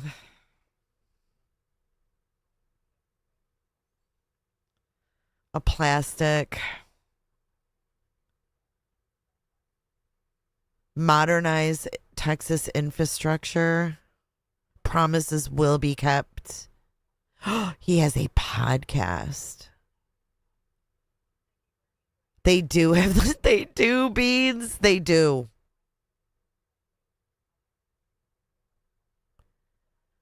He has a podcast. Look at this. Don Huffins, Christian, husband of 38 years, father of 5, grandfather of 12, businessman, former senator and Republican nominee for Texas comptroller. I'd like to interview him about his campaign. Endorsements. Let's see. What are your endorsements? Oh, fuck. Here we go. See, this is where I'm sorry. How did we get here? This is what our deep dives consist of, though. You ready for this? Don Huffins is a MAGA warrior. He's been with me from the very beginning in running for comptroller of public accounts in Texas, which I love and won big in 2016, 2020, and 2024, getting the highest vote in the state's history. As a successful businessman, Don knows the America's First policies required to grow the economy, create great jobs, cut taxes and regulations, promote Made in the USA, and unleash American energy dominance. As your next comptroller, Don will fight tirelessly to keep our borders secure, ensure law and order, strengthen our military veterans, and defend our always under siege Second Amendment. Don Huffines has my complete and total endorsement to be the next Texas comptroller of public accounts. Don will never let you down. That's it. And then these are the rest of the endorsements. Dude, can we just put string around all of them? Let's just get string, and just because they all connect, let's just connect all of them. Just call it a day. But they got that ranch cut down half. The state of Mexico said, this is worth $22 million. They complained. They said, oh, okay, we agree. Since it was Epstein's place, we'll just knock it down to $12 million. No biggie. No big deal. Come on. Look at all this. This is all just propaganda stuff, man. I hate it. Ugh. It's too much. What is he doing with this ranch that makes it Christian? Okay, I need to get out of here. I need to close that out. Okay, let's keep going. Oh my goodness. Oh, those poor dogs. What happened to the dogs? Ugh. I can't. See, this gets to a point I can do this until I can't. You know what I mean? But this guy here, the conspiracy files, he threw a drone over it. Look at this. It's wild. But I wanted to show you guys one more thing about the incinerator thing. There's a building.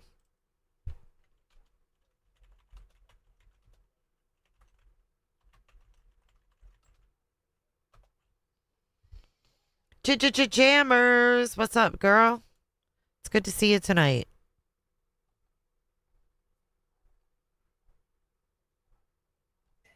There's no jammer.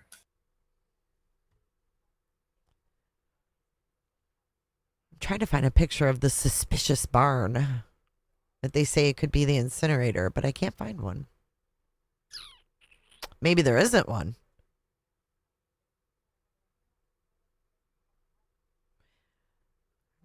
We saw the firehouse. Maybe they don't have a picture of it. Hold on, let's look at this for a second. Here's some pictures. Close that. Members of the public sent images to state lawmakers claiming they showed dug up burial sites. Okay, hold on.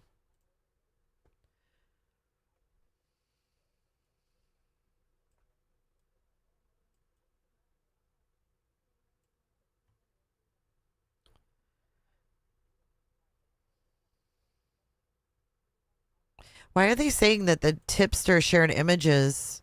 Wasn't the radio guy the one that got the info?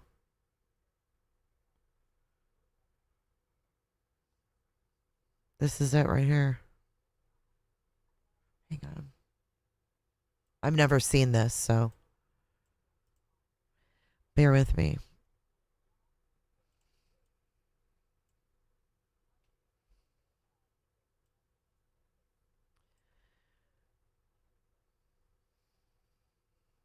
This is disturbing. That looks burnt.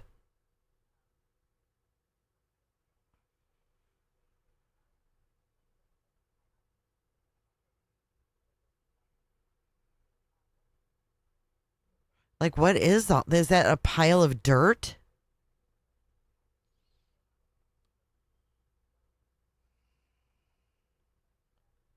I wonder if this came from that cop. Jack Pembroke? Is it on YouTube or something? Oh, was he lobsters? He was pissed? I bet he was. The gig was up, huh?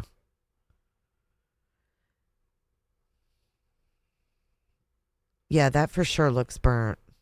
That stick.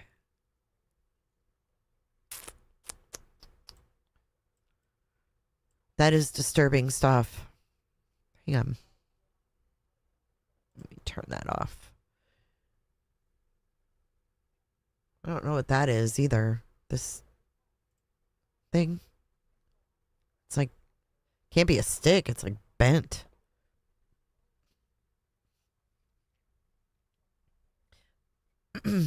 It's on YouTube. It shows how hard it is to get there. Okay. What's the name? Okay, I got it. Jack. Jack.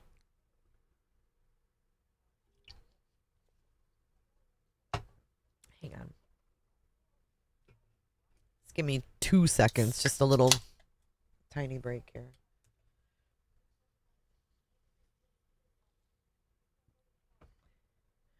You ever drink pop and get like that bubble stuck in your like your check? I swear.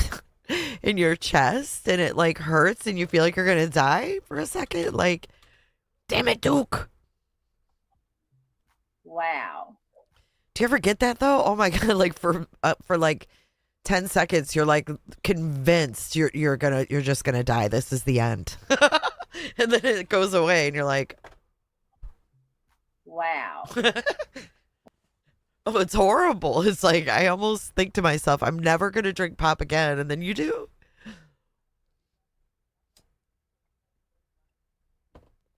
Okay. So I don't know. This is the picture. So the tipster also shared photos of the exterior of Epstein's mansion and a white yurt located on the grounds of the property. What's a yurt? What's a white yurt?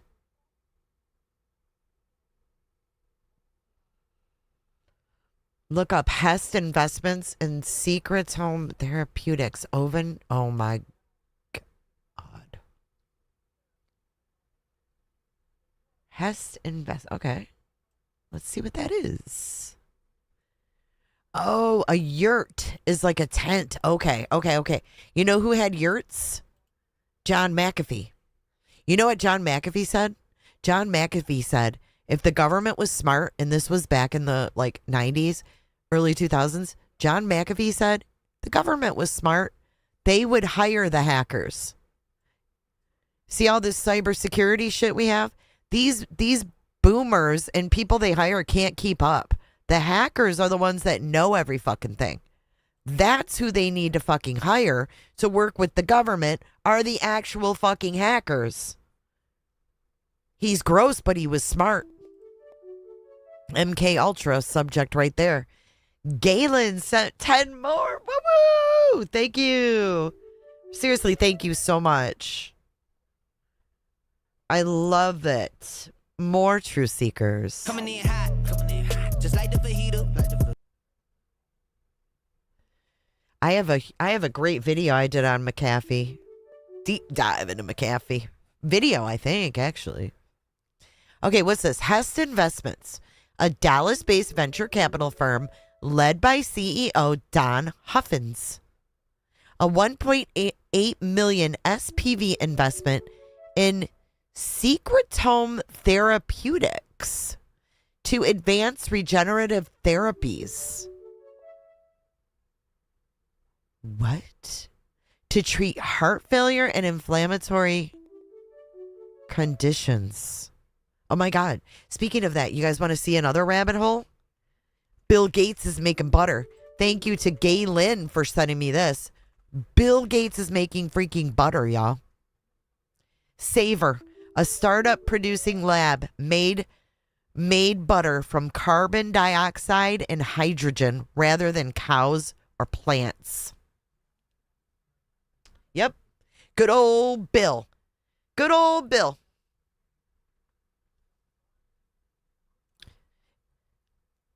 See? CBS even. Carbon made butter. It tastes like real butter.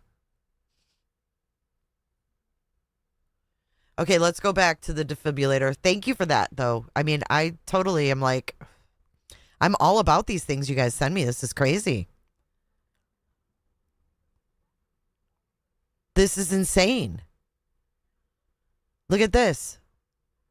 Somebody's talking about it. What if I told you Don Huffines, owner of Zorro Ranch, used his investment firm Hest to pour $1.8 million into a biotech company, Secret Home Therapeutics, that uses therapies derived from neonatal cardiac progenitor cells. Oh my God, I'm going to pass out. Oh my God, I'm going to pass out. No. Mm-mm. Rooster Bio. Look. And Secret Home Therapeutics announced successful completion of large-scale bioreactor production for clinical stage cell therapy candidate STM-01. Stem cells, yes, it says right here. A leading supplier of human Mesenchymal stem cells, MSCs.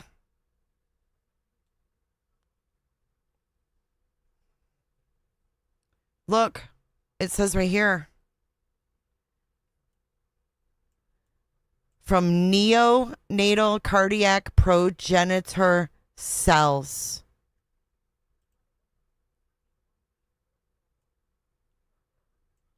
Oh my goodness.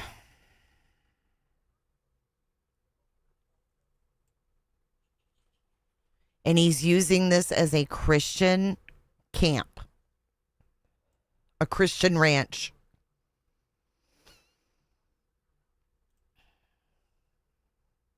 Look, Hest Investments leads 1.8 million SPV investment in Secrets Home Therapeutics to advance human trials, September 2024.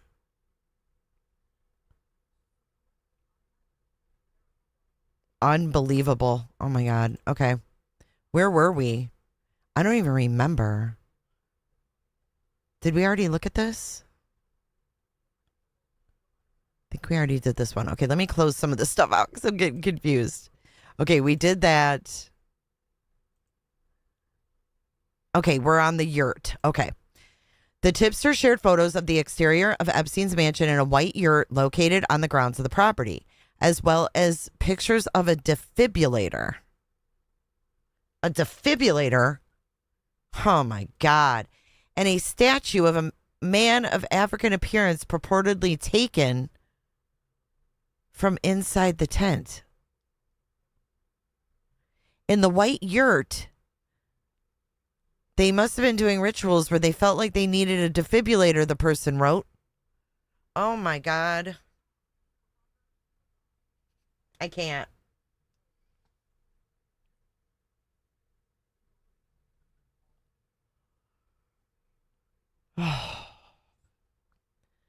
No, don't be sorry. I mean, this is all connected, lobsters. It's crazy. I'm glad you're here. Romero, who is leading bipartisan commission looking into Epstein's activities, forwarded the correspondence to Kyle Hartstock, the director of special investigations in the New Mexico DOJ, who assured the lawmaker the tip was being looked into. There it is. Why does it look like a picture of the moon? Why does it look like a picture of the moon with a yurt and trees? What is this? What's going on?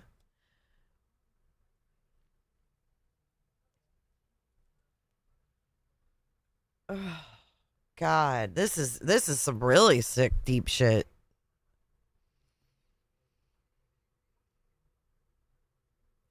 When contacted, Romero said she couldn't provide further information on the credibility of the claims.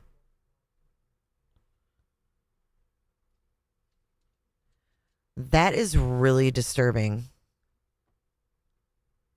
And that's big. That looks pretty big, doesn't it? Okay, so, yeah, I think that's pretty much, let me see. I really had anything else. I did have on YouTube. Hold on. On YouTube, I had another video, but I think it's going to be the same stuff that we already know. So let me tell you about the Bill Gates butter really quick, because no one needs to buy this butter. I'm trying to find it. Okay, here we go. Here's a video I can actually play. It looks, smells, and tastes like the butter we're all familiar with, but without the farmland, fertilizers, or emissions tied to that typical process. Why? I mean, really? Is it that big of a deal? So we're not going to need cows anymore? Look at her. She's like, I am the future Lauren Matthias, and I am reporting on fake butter. He is evil. And he's touting that ranch as a freaking Christian camp. But I'm going to find more on that. And this butter breakthrough, it's happening right here in Batavia. In the middle of an industrial park in a suburb west of Chicago, something unprecedented is happening. So you're using this gas right now to cook your food. And we're proposing that we would like to first make your food with that gas. The company is called Savor, and you better believe it. Their pioneering tech uses carbon and hydrogen to make the stick of butter you see on this plate. This is pretty novel to be able to make food that looks and tastes and feels exactly like dairy butter, but with no agriculture whatsoever. And no long and Why do we want butter with no agriculture? For what? I mean, what good is this for? Right, exactly, Penny.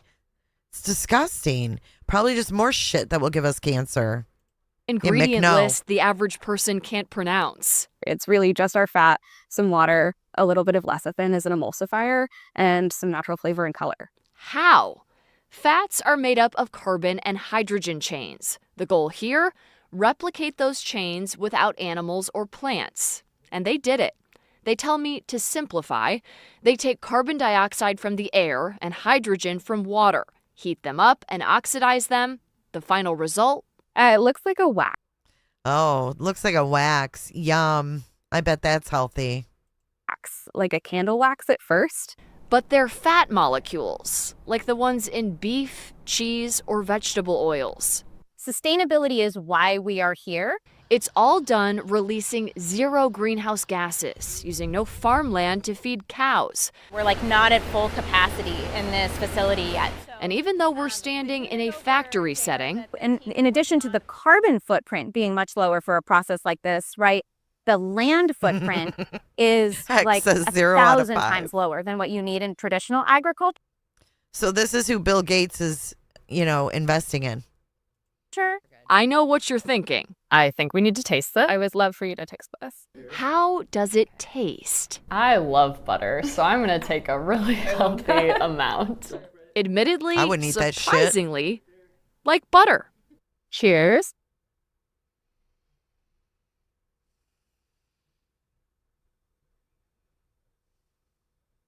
We're tasting butter.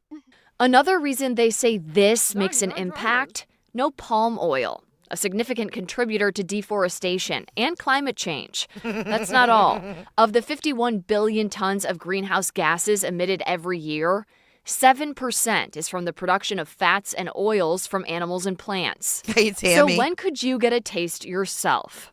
Right now, they're working directly with restaurants, bakeries, and food suppliers, releasing What? What bakeries and restaurants? Because I ain't fucking eating that shit. What? This is so stupid. It's just like Gates mosquitos that he released down here. What? Right now, they're working directly with restaurants, bakeries, and food suppliers, releasing these chocolates made with their butter in time for the holidays. Really? No thanks. Savor butter in either its current manifestation or with our partners. We expect that to be on the shelves kind of more like around 2027. Yay! Let me know who's using that butter, because, right, exactly, is she? Let me know who's using that butter, because I ain't eating there. Their teams here in Batavia, Illinois, and their home lab base in San Jose, California, backed by Bill Gates, who wrote in his blog, quote, "The idea of switching to lab-made fats and oils may seem strange at first, but their potential to significantly reduce our carbon footprint is immense. Believing butter can make a difference." This is really about how we feed our species and heal our planet at the same Shut up. time. I put more information on food systems. Are you serious, girlfriend? I can't with her. How embarrassing to act excited about this. This is not good news. This is bad news. This is really bad news. This is not anything anybody wants.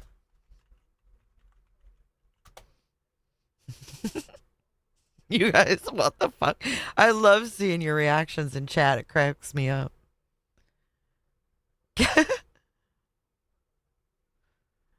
Well, I hope they would have to label it, Cindy. Blech. This is why I don't get them. You'd get invited to mine, Lobster. Yeah, and I have to tell you guys, a lot of the food at Aldi's does say bioengineered. Be very careful with that stuff. That's nothing but a bunch of chemicals. There we go. 7%. We could save more by stopping dicks flying private planes.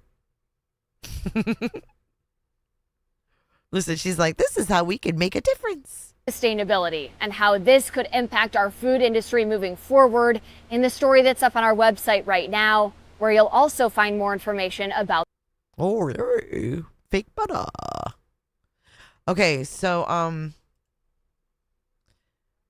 this is what I was telling you guys about the other night, and then I'm gonna wrap this up tonight.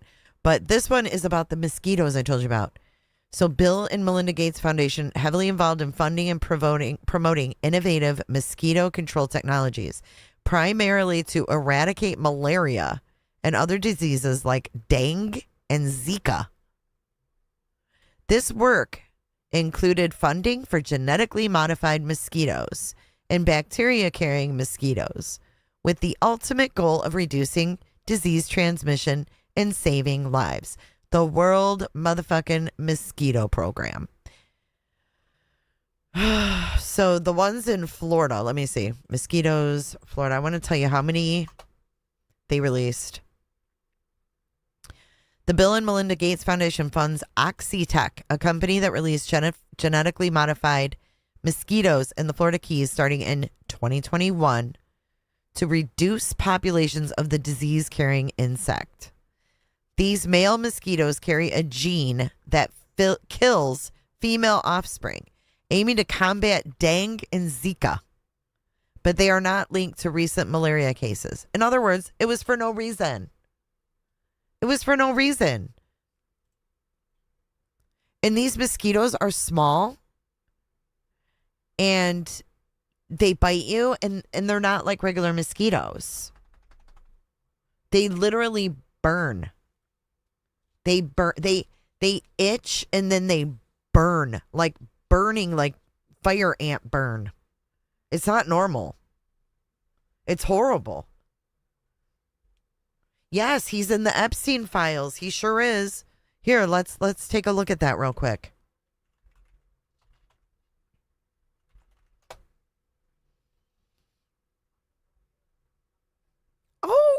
Oh, I did not know this.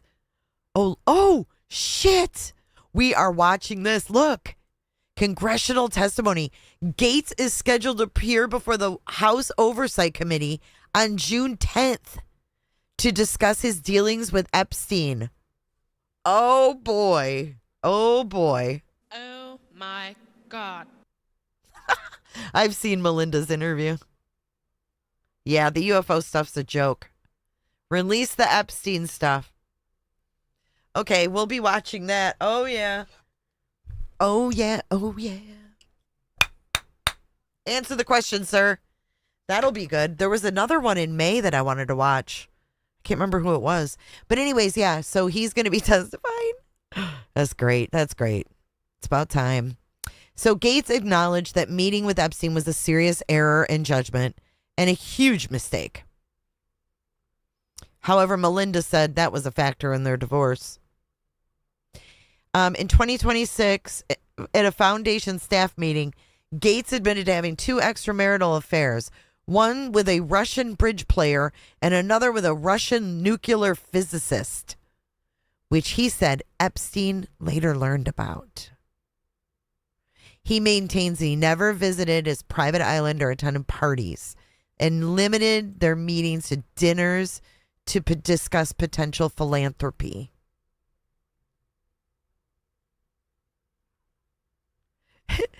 In February, a newspaper reported that Gates apologized to his staff over links to Epstein and said, "I did nothing illicit. I saw nothing illicit." Oh, man. What a loser.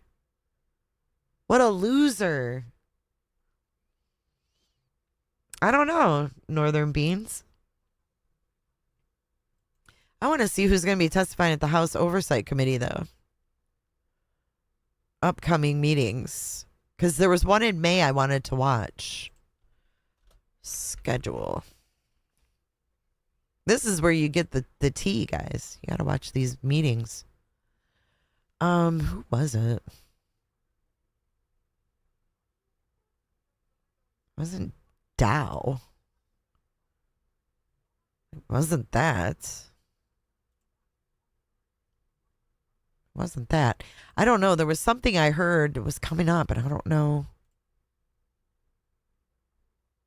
I'll have to. I don't know. Maybe it'll come to me. But there was somebody, and I was like, ooh, I want to hear that. Is it Cash? I can't remember who it is. I'm not going to speak out of turn. But anyways, let me come back over here. This was great. Look what Bill did with antibiotics. Oof. Have you read Assault on Truth? Oh, by the way, speaking of books, we have the book. Evelyn Pick sent me the new Idaho book that everybody's talking about and debating about. So we're going to start reading that very soon.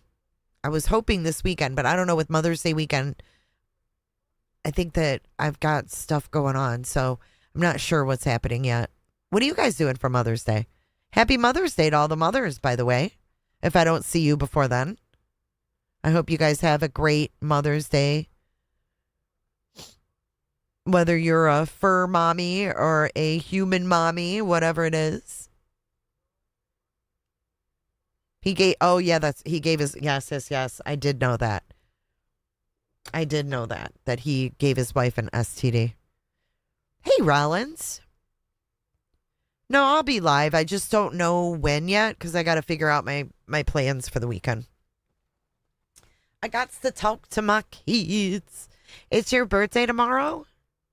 Well, happy birthday. Just in a couple hours. Enjoy your day. Happy birthday, baby. Yeah, happy birthday and happy Mother's Day. 45 big ones. That's awesome. Halfway to 50. You just get smarter and more insightful. Insightful one. All right, guys, I'm going to wrap this up and go hang out and enjoy the rest of your Friday night. I love you guys. Everybody stay safe.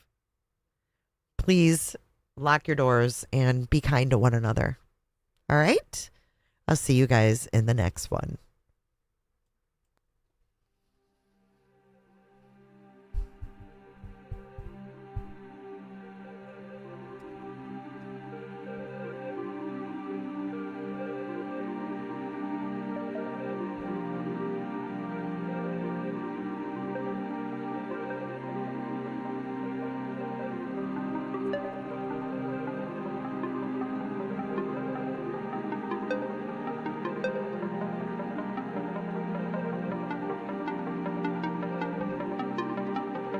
So much for watching. If you enjoyed this live stream or video, make sure to give it a thumbs up and hit that subscribe button so you don't miss out on my latest content.